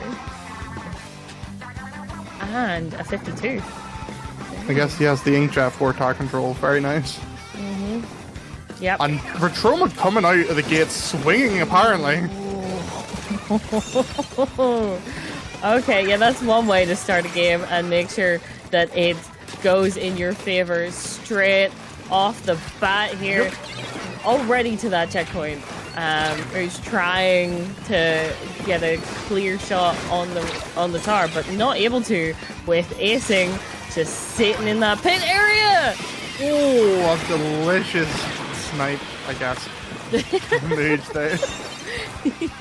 Yeah, Mooge is like, where'd you go? But there, Acing knows when that's probably not the best place to be, and already well out of there and the trying to hammer. Didn't go. Able to get anything. Didn't go his way. Oh, okay. Okay, sure. I do not know what happened on that left-hand side there, but definitely, yeah, a lot of death. And this will really help Distinct get to that 50-point mark to get a lead of their own. But slowly, with a firm grasp of both ledges, actually. Yeah.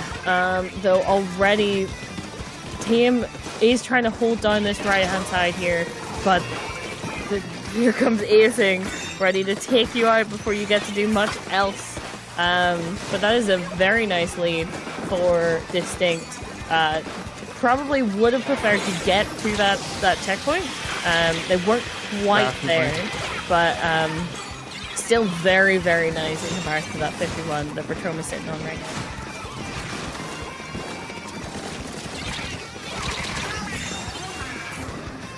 Distinct is still in control. Retroma were trying to find their way out, but it just didn't quite happen. I'm not quite sure. Yeah, did not go their way. Unfortunate for that. Here, putting in work to just kind of distance out acing, really. Yes, indeed, and that is the way to keep them at bay, and can be very helpful. But we are seeing here still Distinct able to keep such a control over what is happening. And that could be Game just not able to pick anything off the tower at the very end there. Oh my goodness. Yeah, that was not the way that it looked like it was going to end, and not that quickly coming out of the start of that game. Retroma looked incredibly advantageous there, but that's not how it went. Alright, prediction time. What is Retroma going to pick? Rainmaker Humpback. Okay. Yeah. I can see that. They had a confident game on Rainmaker, and Humpback is just a very nice blaster map. And bucket map. Yes, it is. And also, with that hammer, you can do a lot of work by just, like, kind of shielding your way through that kind of elbow area with the Rainmaker, trying to keep up as much as possible. Like, you can definitely get a lot done with just a hammer from that side. So I could see that. I could absolutely see that. But it depends on Retroma, because now they very much on the back foot here. They need to win this game. And especially this is match point. Yeah, especially because Distinct won that third game very, very, like, clearly. Like, it wasn't really back and forth after they got in control. Retroma just were not able to get back out of their spawn really at all.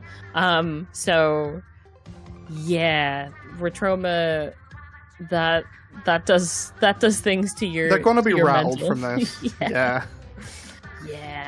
So they definitely need to kind of get their feet back under them and figure out what the best next thing to play is, and makes sense why this one is taking a little bit longer to lock in than ship Tower Control, because they were certain. There'll be a full debate in the Retroma V2. Yeah. They were absolutely certain going into that last one. Okay. All right, was not Retroma. expecting this. No. Hammer, Ink Strike to push in. I can see the vision. Yes.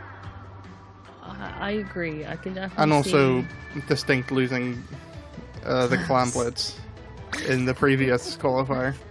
Yeah. On the same stage. Oh, the mind games. Retroma. The mind games are real. Someone in the VC has cooked.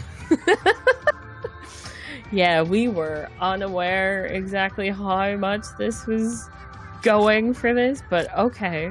We see what you're doing here. We see how this goes. Important to know, if Distinct win this does kind of like, you know, they've already made their comeback on the stage in map mode that everything crumbled with last time. So that would set them up well, but they have to get through it first. So Retroma banking on it being a little bit of a sore spot, and I'd imagine it is.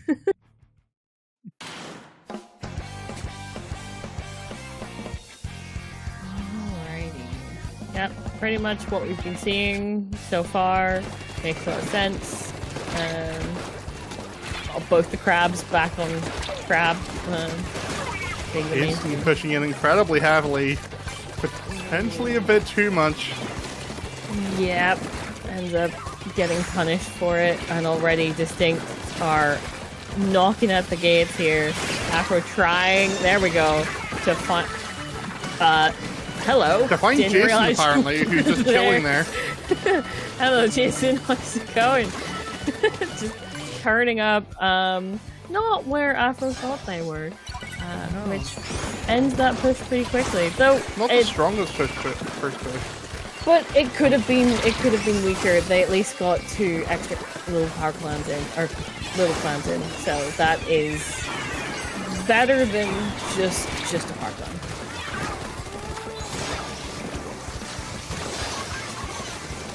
Oh my goodness.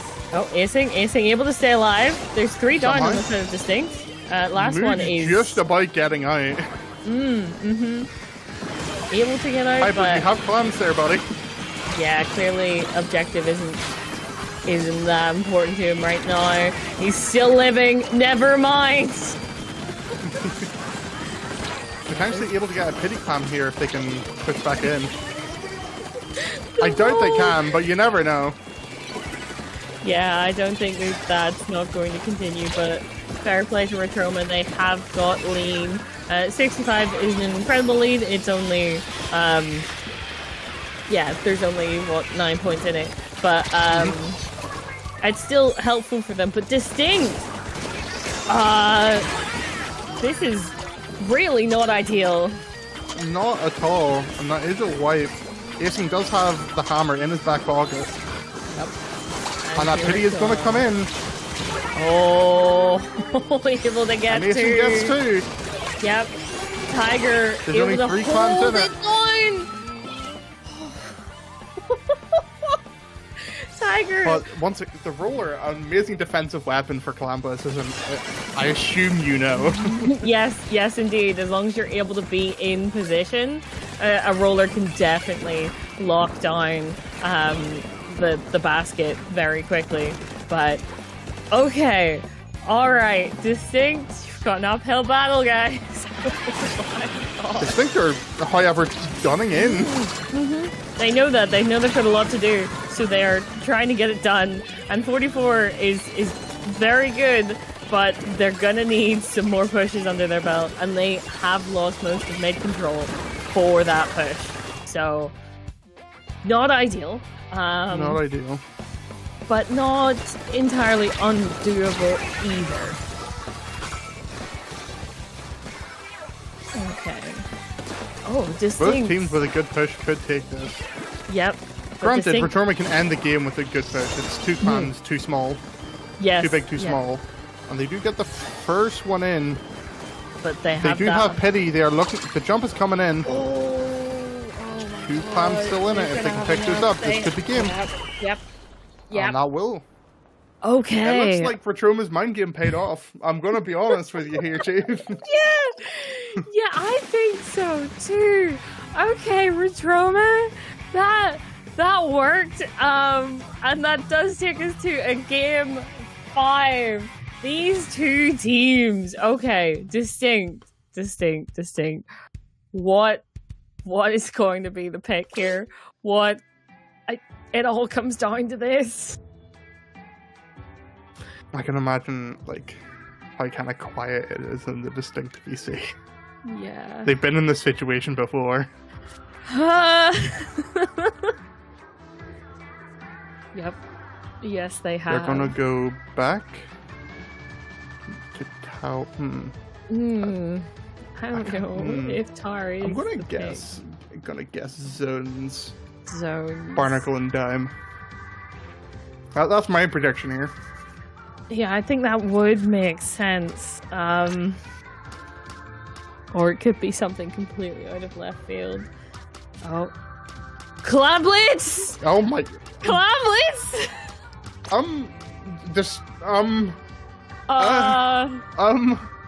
You sure? Like, I guess we're trusting the process here, but like... Yeah, but... Oh, God. That's not... And looking at Twitch chat, no one thought clans was coming up. No, like, this is not the cooking we were expecting them to do. I don't know if this is overdone, guys. I don't know if this is gonna go okay, but... Like, unless they have some kind of killer strat here for... Yeah, clans. They've got something insane in their back pocket that Retroma's like, why did you do that? But alright, we'll rinse you on it. Especially because this map is Ledge City. Yeah! Can I remind you that acing is like right there. But also, I suppose the other thing to keep in mind is Distinct also has a roller that can ledge guard pretty well. Just at times we see Acing will also just like go all in, right? We see Acing in places he should not be. So roller onto the close ramp would be a very good defense on this. Oh my god. Well, we just have to believe. That Distinct knows what they're doing. It's the only proof's in the pudding, I guess. Yeah, it's the only way that we can kind of take this. But it seems like we're getting right into it. Oh my god. Also, we got any changes to comp for this? No. Okay, only a little bit, which is the 52. We've seen that before. Didn't go well for them last time they picked the 52. But okay, let's see. Right. Yeah, the double killer wheel. It's interesting. Yeah, it is indeed, and especially if you can like put them all in a corner, you can get a lot with it. But okay, all right. Let's see what you can do. Jason backing off because they're aware that's not a good position to be in. All of the Chroma just high stacking quick super jump. What's going on? Perhaps. They know that at times it might not. Oh, hold on. Game was in there fighting for their lives, but already that was 2 down on their team. That makes it kind of a delayed 3 there. And okay.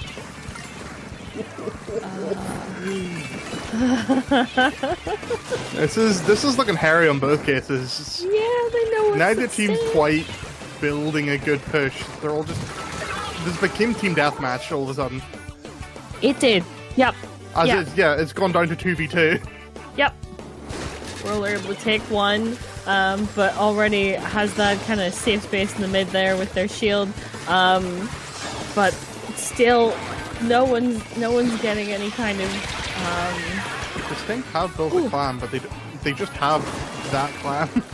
Yes, that's all they've got on the board here, really. And they don't even have that clan at the moment. The roller's still in here, but not able to back off to go get. No one's gonna get the power clamp, so it's all well and good you being in here. But you need to play some objective, maybe.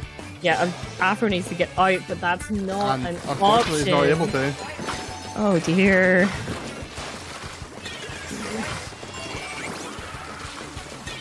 I think both teams are, because it is the last match, are both just a bit scared to really take that initiative.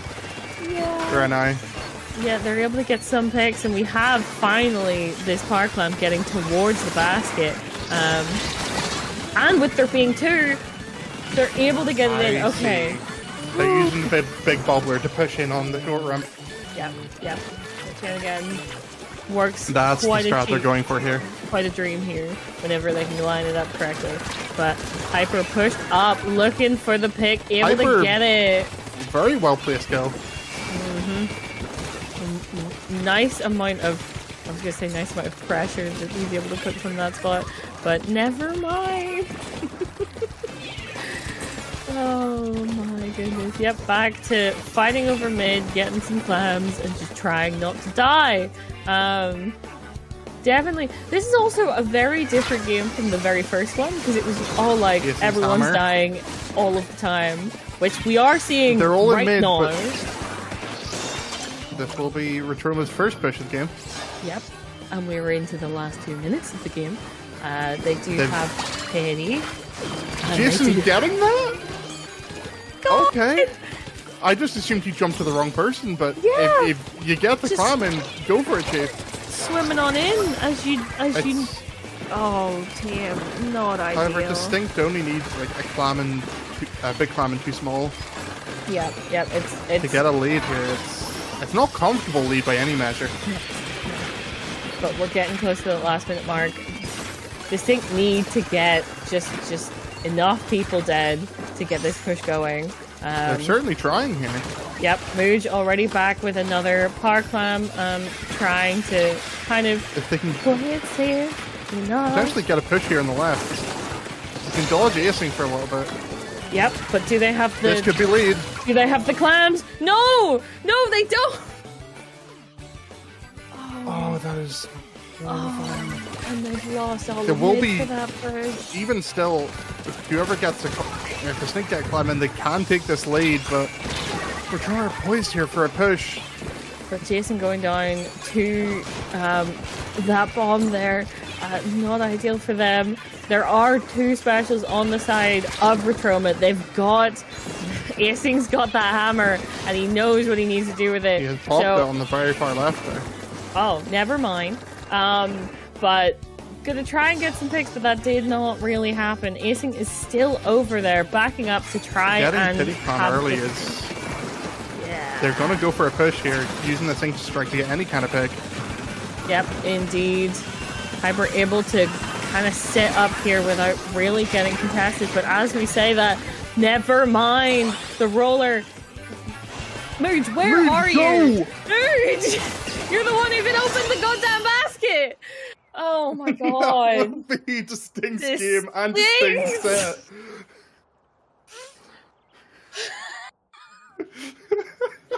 Oh my god. I know those feels of you saw Mooj definitely hitting the wrong button on his D-pad there for the jump. Yeah. Oh, okay. Okay.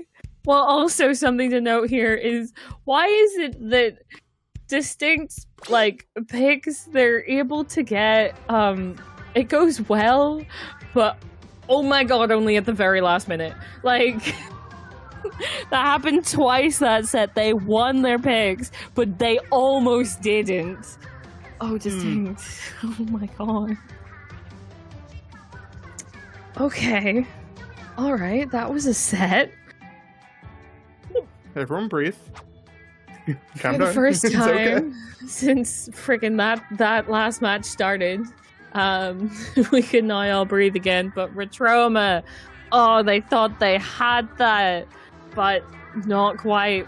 Distinct able to find their footing right at the end and get what they needed done.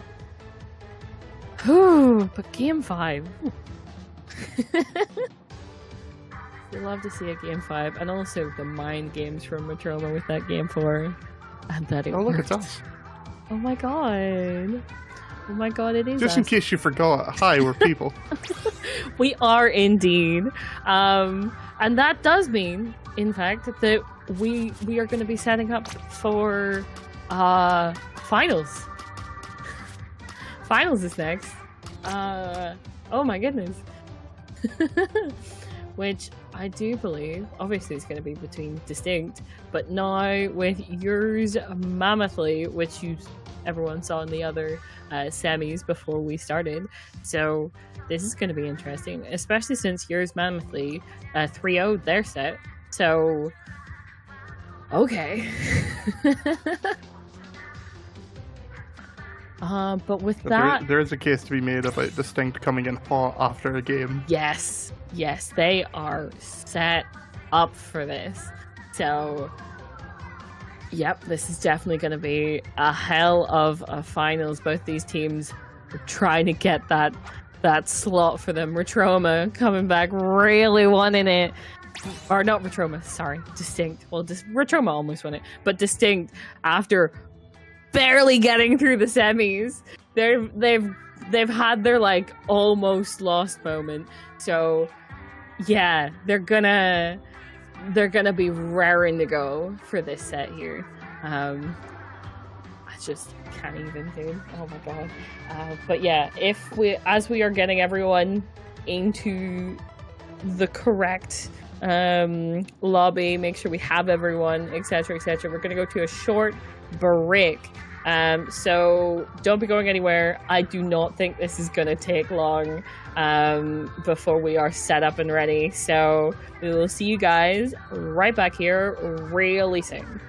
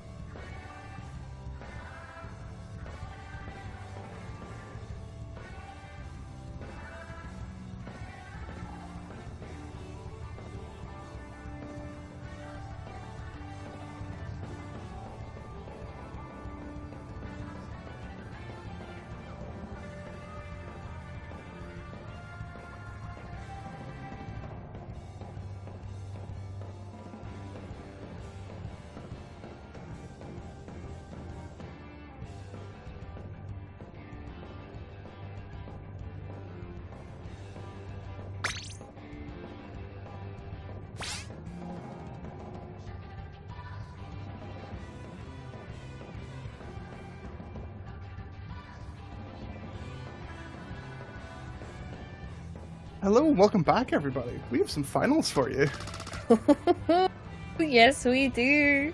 And after that set we just had, hoping for some more, you know, Game 4 and Game 5. That would be very good vibes. But yes, yours Mammothly, they are going to be a tough team to beat for Distinct. But after that set, where they were just clawing on, just about able to keep this going, they are going to be raring to kind of just come out swinging when it comes to yours Mammothly. We are going to be starting on Barnacle and Dime Splat Zones, which very flat map. Definitely a Splat Zones map. Definitely one where sometimes it's a Splat Zones maps of all time. Yep, it absolutely is, and you can definitely get stuck in the you can get spawn camped. So yeah, I think Distinct's gonna have to be careful of that, because we know very how much aggressive yours Mammothly can be. Yeah, they've shown it throughout this tournament, just quite how far they can go. In their semis, they played Barnacle and Dime Tower Control and won that map. Yep. So they showed they know the map. Yes, definitely. Indeed. Also important to note when it comes to Distinct, I'd imagine one of the first counter picks that yours Mammothly would pick would be that Clan Blitz, your Mammy map, so they have to know that. Yeah, they have to know that. So yeah, feel for them. But it's not it's definitely, I think after the set they've just played, they know this is going to be a struggle, but because they're still entirely warmed up, they are ready to go. That is their going blood to work. Is running hot. Yeah, in their favor. So yeah, just interesting to see if we. I'd imagine yours Mammothly is going to play this same comp that they were playing earlier. I don't think they're going to switch anything up. You can see Takimi running something random. Yes, maybe Takimi, but other than that, I think their comp is going to be pretty dependable, as we've seen throughout the day. So, all right, fair enough. Yeah, yours Mammothly going with this machine blaster combo, which an interact on both will get you the kill. I'm pretty sure. Yep, and of course we have that Snipe Rider to keep up the paint and get them their tactical. There we go. Already, there's that tacticaler. Definitely making it that bit easier to push in and kind of. It's not that well. However, yours Mammothly getting wiped out. Delayed wipe, but still a wipe nonetheless. Okay. Just do have to be worried about Yoshel on this Snipe Rider. Yep, can reach so much. You cannot just sit on that kind of area on the right there, because Yoshel can see you without getting anywhere close.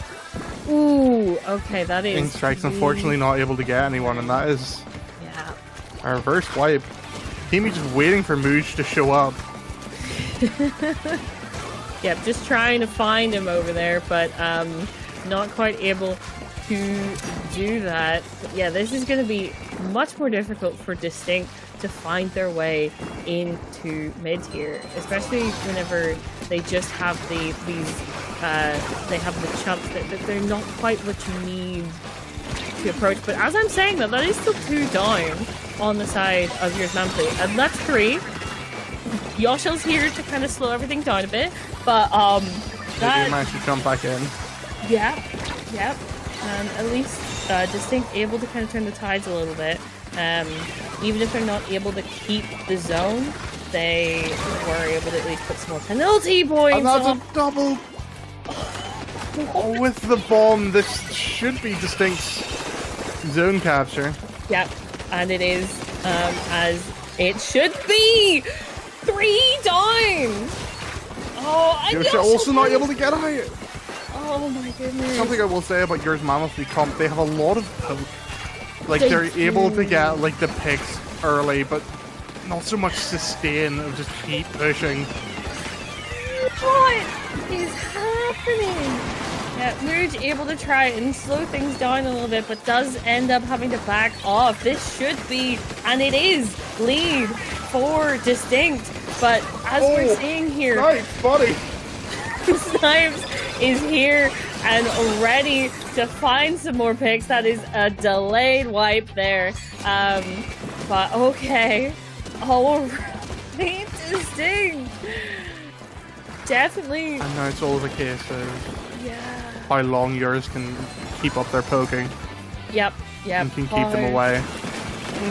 That's really what it's coming down to here. The length between like the pushing of everyone out, but that is 2 down for Distinct, and there's no penalty points left for yours Mammothly. They are going to get lead from this.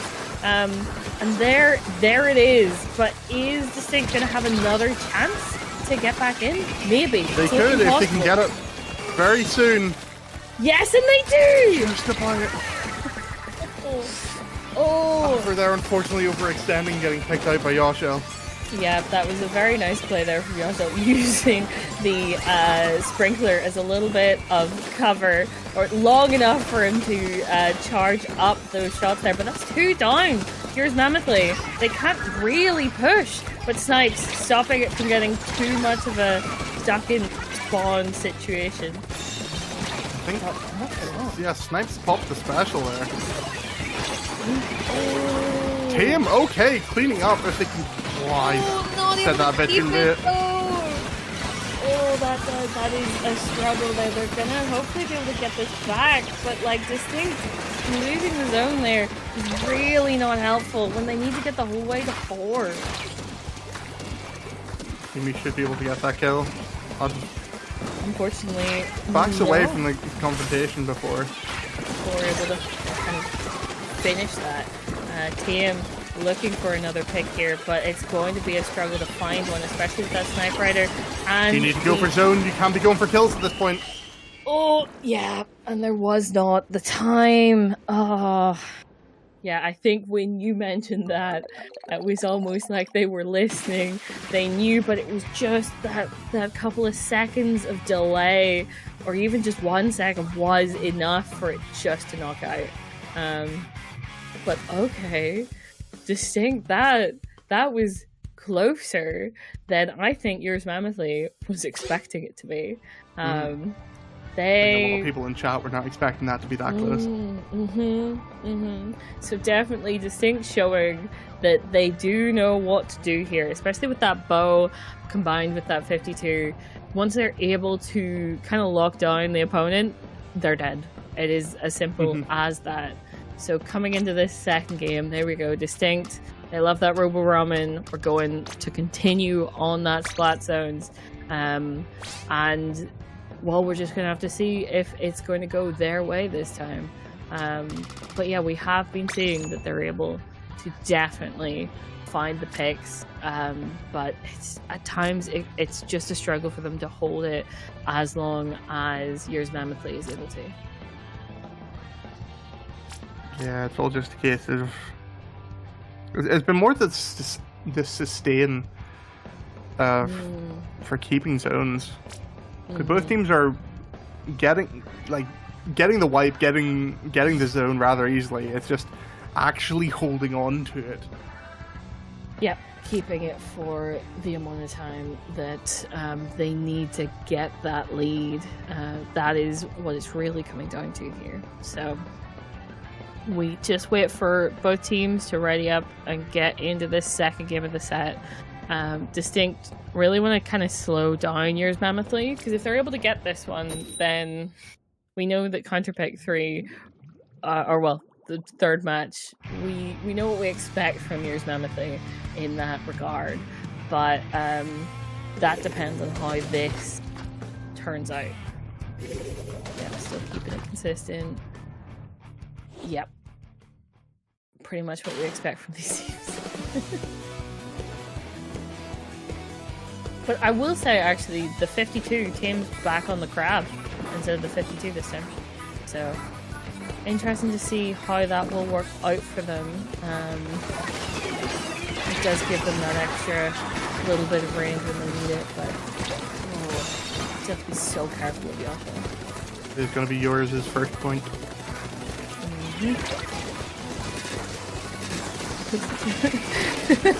That took me a moment to really get what you meant. Yep. I struggled to say it, don't worry. Yep. Tiger here looking for this pick, able to get it, but does very nice. Going down to Yoshel for it. And Yoshel able to get that paint and continue pushing to try and get this zone back, but they're looking for that crab. Once again, another trade. They are going to get pushed back by that Booyah bomb. Yep, Yoshel still looking for Tam here. Not quite able to get the kill on them yet, but they're... Hello, Takimi. Didn't see you there. Good pick, but they still need to get this zone. Strike comes in. Yeah, almost immediately, keeping them moving. They need to get this zone back and stop, yep, yours Mammothly from continuing to push. Tam able to get the pick, but they know exactly, Snipes is well aware, so is Yoshel, of where Tam was last seen. Tam somehow surviving through all of that, okay. I understand. Going for Snipes, able to help get that pick there, very helpful to get them off the zone, but They do need to. Yeah, I think what'll help them the most is getting Yoshel either pushed back or just like dead. Yeah. Because Yoshel can keep that pressure up constantly. That is the case. They do need something to push. Exactly. Ooh, yep. There we can see those two working together there. Slushing and Range Blaster can do a lot of work at a nice range for them. Afro not able to kind of counter that range, and especially going back in, which definitely wasn't advisable in that situation. Definitely not. Unfortunate there, but Distinct have pushed to 25. That is a hell of a push for them. But the penalty points are over, and Takimi is looking for somewhere to put that. Finds the right place to kind of stop Distinct in their tracks with that crab. Yeah, Takimi in this game consistently using that Booyah Bomb just to hold off the push to get points. As you can see, Mammothly, they get the lead. They haven't spotted Takimi yet. They don't. Or at least Tiger hasn't. Tiger, fair enough, is going for solo zone. I think Afro helped them a little bit, but was mostly okay. So it wasn't quite just roller solo zone, but still important to stop them from getting further into the single digits here. So fair enough choice. But yeah, Yoshel backing up, trying to find a better place to snipe from. See, this is distinct here, issue. not with a special to really push, to hold back a push here. And there's that Booyah. Take the full brunt. Booyah ready to stop anything that Distinct was trying to do from that side in. There are those chumps, but they won't do much on their own. Especially with the strikes, yet again, stopping Distinct from pushing. Yours Mammothly. Jesus. I understand why you just said yours.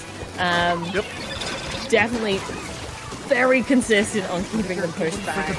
Read kill, which could have been lovely, but didn't work out, unfortunately. And this is looking like the end times on this match. And it is. Oh, that is unfortunate. Yeah, yours Mammothly definitely able to lock down a zone and keep it held whenever they have enough paint on the board. That was unfortunate for Distinct. Did not seem like hindsight the right pick for them, which does mean that going into this third game of the set, they really need to be sure of this counter pick. Lamb Blitz Ink Blot. That's my prediction. They're going to pull it out. Yeah, because it worked. That's their saving grace. It worked, but is it going to work against yours Mammothly? Oh, that is the question here. Yep. Remains to be seen. These definitely have been close games. This always came down to like one or two pushes, and then it's kind of snowballed from there, unfortunately. Yes, but it's not the first one, right? It's not even the second one. Most of the time it does take a lot of back and forth for yours Mammothly to find that equilibrium they're looking for. Once they find it, Distinct is kind of really stuck, but there's still that in between before they have found it each game. Yes, whatever you do, Distinct, do not pick a Splat zone. I don't think. Yeah, it doesn't seem to be working out here. Yeah. And before it's Splat zones, like. Distinct, don't do it! Don't do it!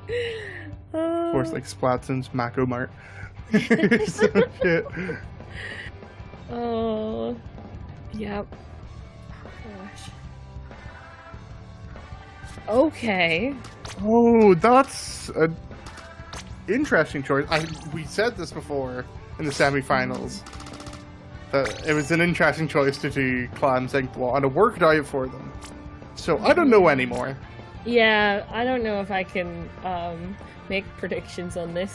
It's really coming down to it, and Distinct know they need this, and they are going all in on Rainmaker Undertow.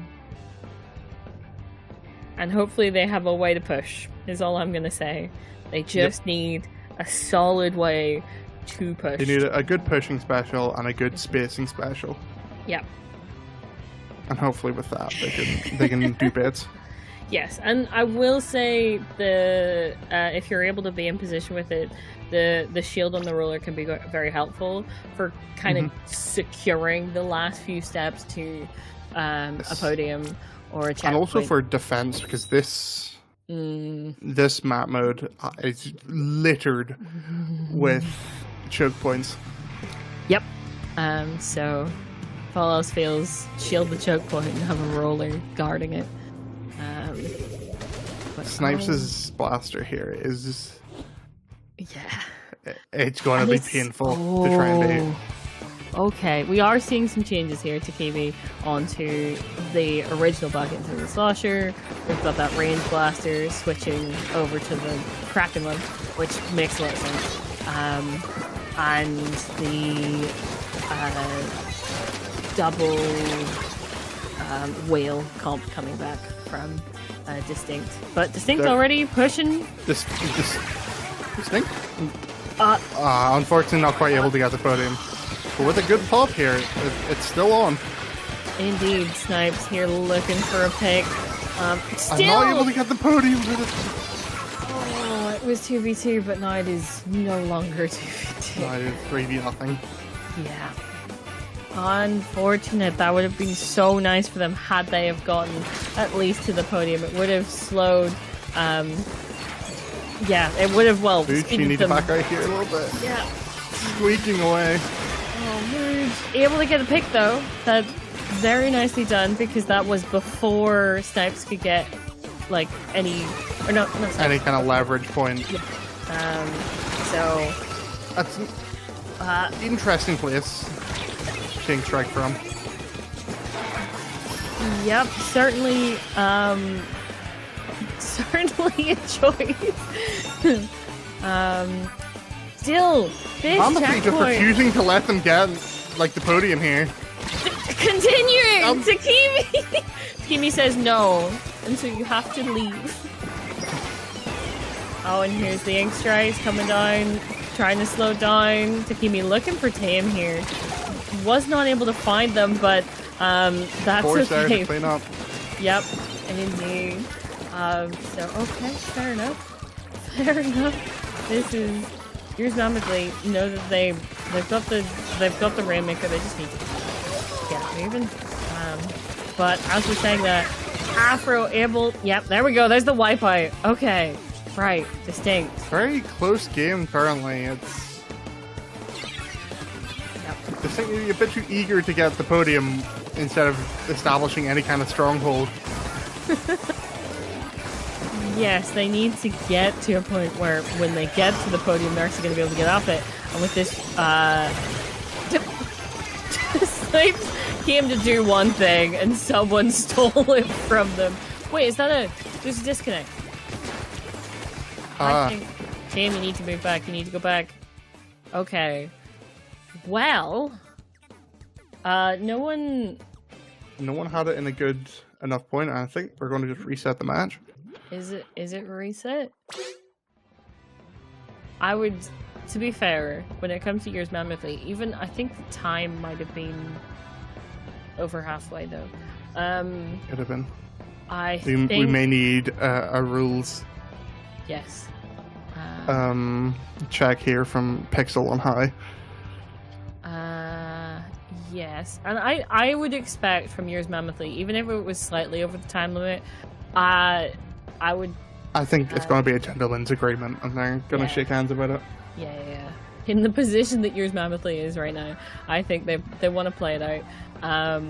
So I would not be surprised if even if it is past technically the 2.5 minute threshold, that we're probably still going to see this replayed.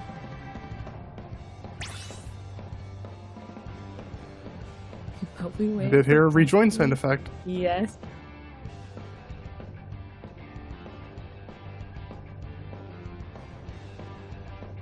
Cool. Okay, so it was just reviewed. The actual disconnect when it happened was just before 2:30, so that's fine. And also, yours Mammothly was like, yeah, we'll replay that anyway. So we will have that again. Undertow, Billway. We will be back to see if it's going to be any different, and hopefully to not see another disconnect. So, get through the whole game. That'd be good. That'd be lovely. Yeah. Okay, so... well, I don't know what to say other than Distinct did have a lead there. It wasn't a good one. Neither team had got past that checkpoint. Distinct were chomping at the bit for the first podium. Yes, they were like, come on, give it to us. And Mammothly was like, as we saw before, Mammothly, they have an amazing poke comp, so they are able to go, haha, no. No. No checkpoint for you. So we'll see how this goes for a take 2. As in they come, they get the first pop. Yeah, Mammothly are kind of a little bit more apprehensive. They know that they have the range on Distinct. And after what happened at the start of that last game... Oh! Tim? Who there? Oh my goodness. Not able to stop Yosha. Yeah, Yosha's still watching that Rainmaker. But Snipe's able to get the pick there and stop them in their tracks. Alright, they do have a lot of paint now. Yosha got the Rainmaker, knows where he's going. But Tam is ahead over here, already ready for when they push up. That's 2 down for your Mammothly.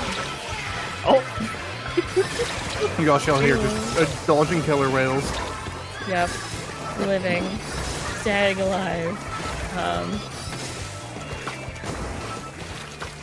And yeah, just trying to pick which way ends up being the best here. There's a lot happening in mid though.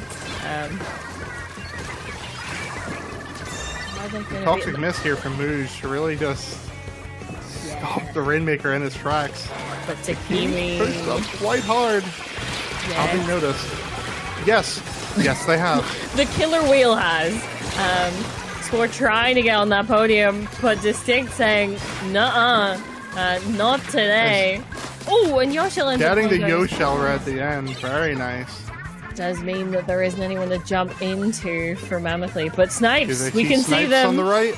Yeah, I don't think they know. I don't think they're aware, and Snipes able to stop them in their tracks before they can get very far at all. And especially when Tiger had already set up the push to the podium, had Snipes not been there, it might have actually just they might have just been able to gun it the whole way for looking.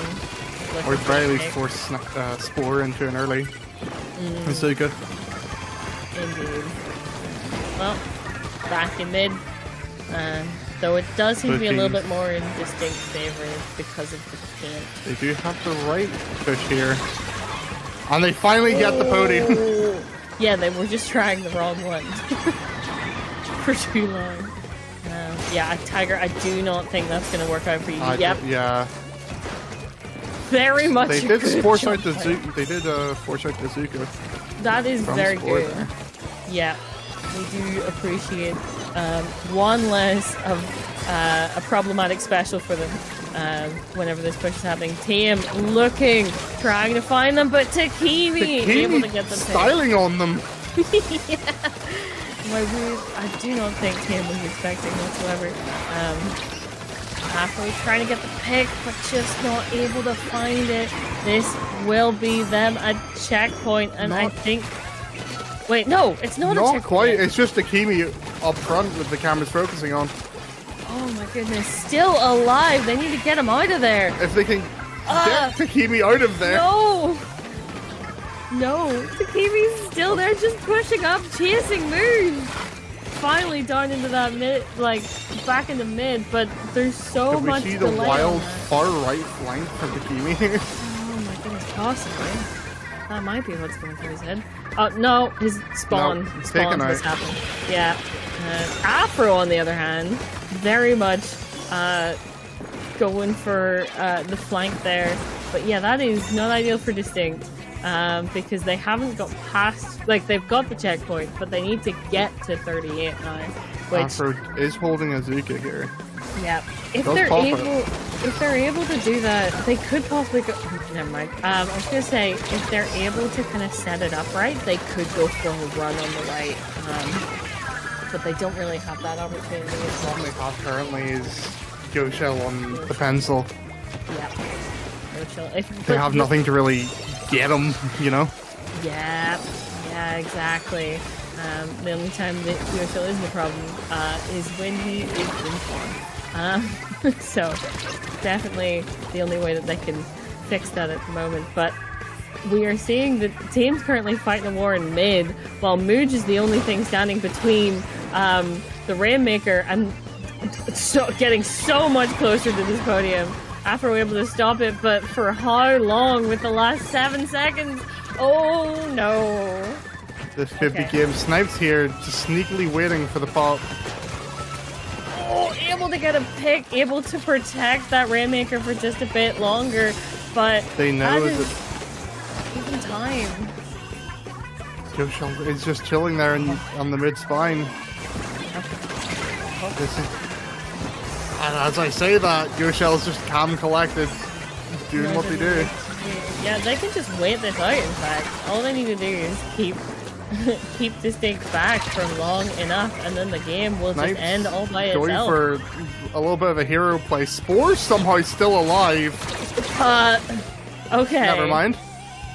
Yep, but Tame is in Yoshell's sights.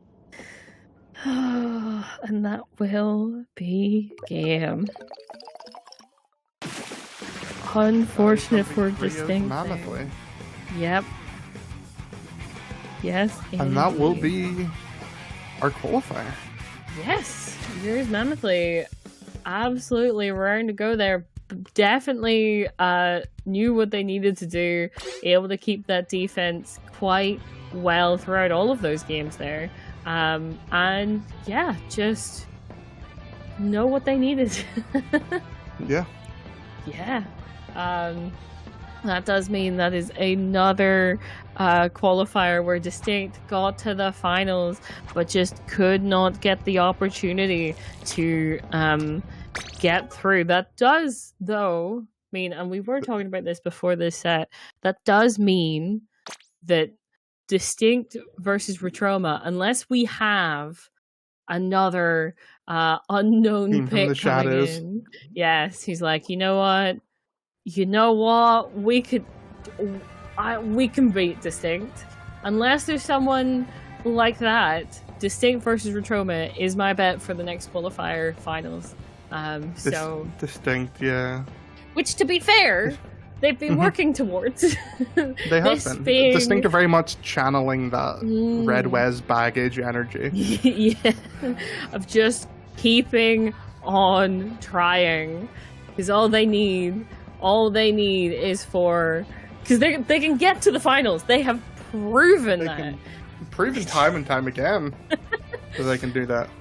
They just need to win the finals, and I think that's definitely something that is going to be leaning in their favor, unless there's some surprising extra team that joins. Like Retroma also, I'd imagine we'll probably see them in the next finals. Probably. So that they've been definitely working towards. But, and also if it ends up being like a Distinct Retroma finals, if it ends up looking like the semis we watched, oh my god, these two teams, better rivals. But anyway, that in mind, yours Mammothly, absolutely well done to you. We will be seeing you playing at the finals, I do believe, in November.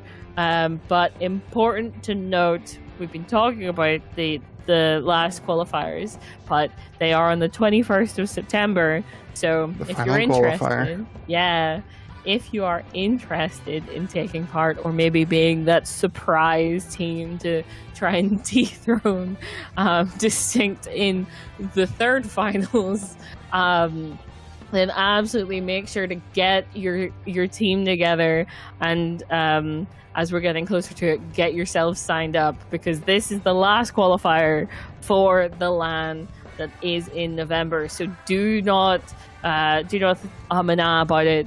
Figure yourselves out and get yourselves signed up.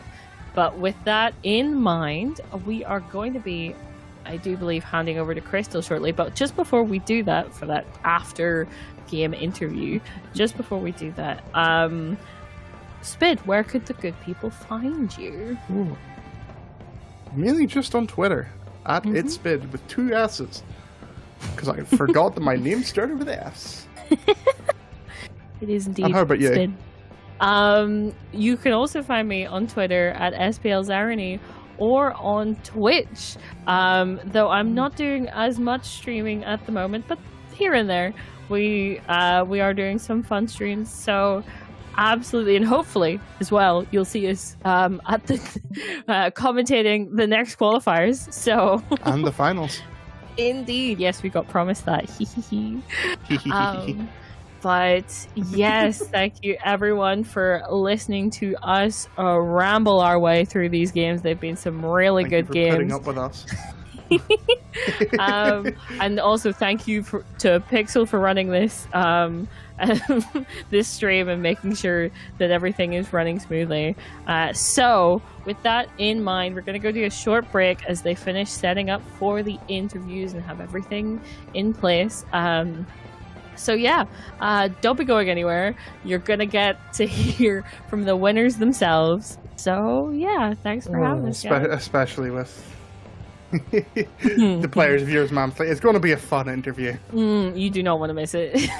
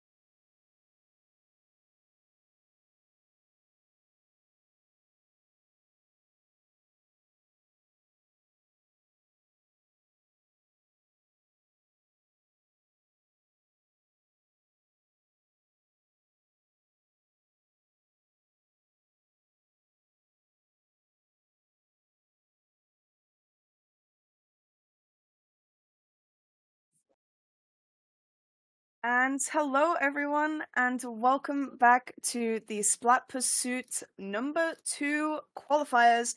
I am joined by 3 of your winners from Yours Mammothly. I am joined by Snipes, Takimi, and Spore. First of all, I want to congratulate you guys on winning today's tournament. You have booked yourself a place in Basingstoke in November for Splat Legacy. Now, time to start off with our questions, and Snipes, I'm going to start with you. Usually in competitive, we usually see you playing pencil or even edit, but for this pickup, you have opted for both CRB and VRB. So what's it been like to kind of have the weapon switch, and has it been, I guess, more fun than playing backline? I wouldn't say been more fun. I'd more switched over to like accommodate everyone else on the team so that we didn't have like double backline. But CRB is very fun. And instead of just sitting on the backlines, I'm actually doing everything, carrying these guys, obviously. Not in those games. I did terrible.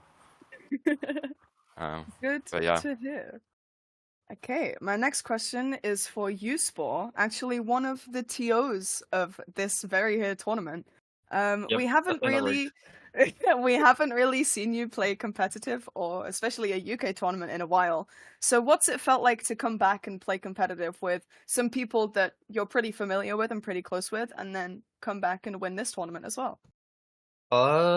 To be honest, like, it's been very refreshing. I mean, I played a lot of my UK like tournament stuff with Church Mafia, obviously. And like there was a very particular like environment, very particular sort of playstyle that the team was going for, and I think like I think I just really needed something new.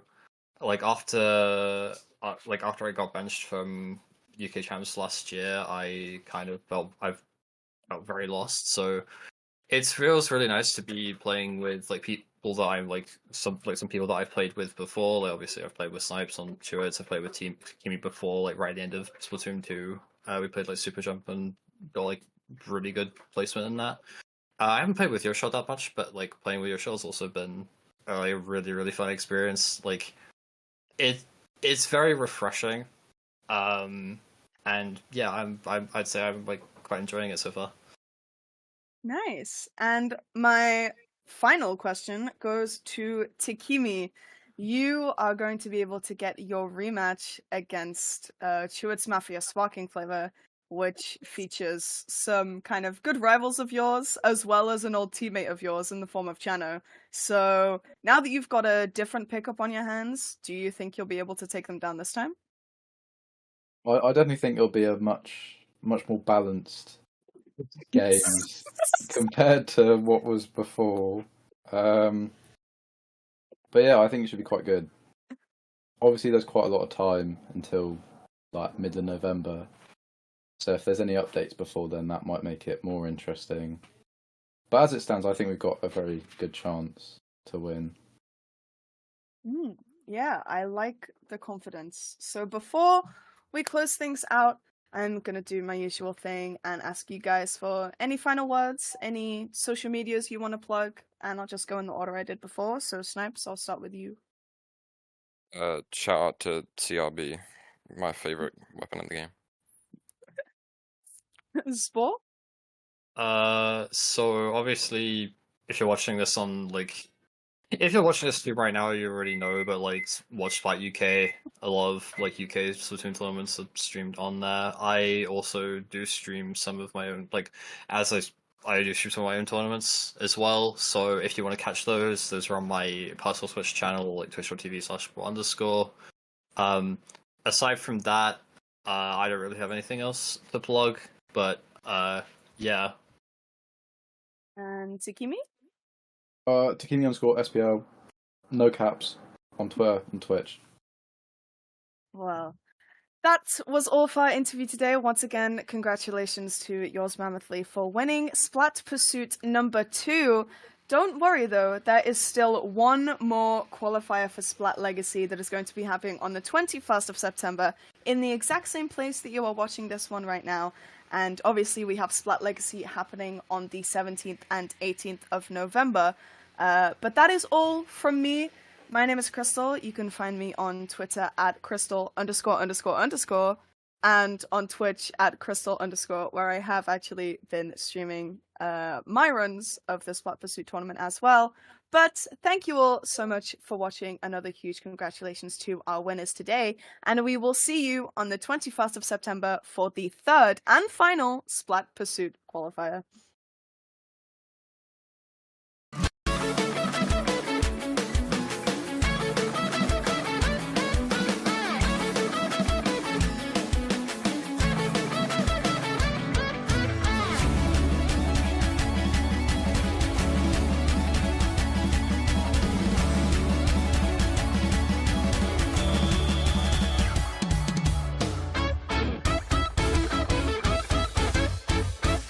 He drops in, he's got two. No Kraken online. And another one. Insane play. Ninja going in. Jump Mountain's going in. Oh! The cheese on Zones has been very good. Two. They're able to get that special line. They're trying.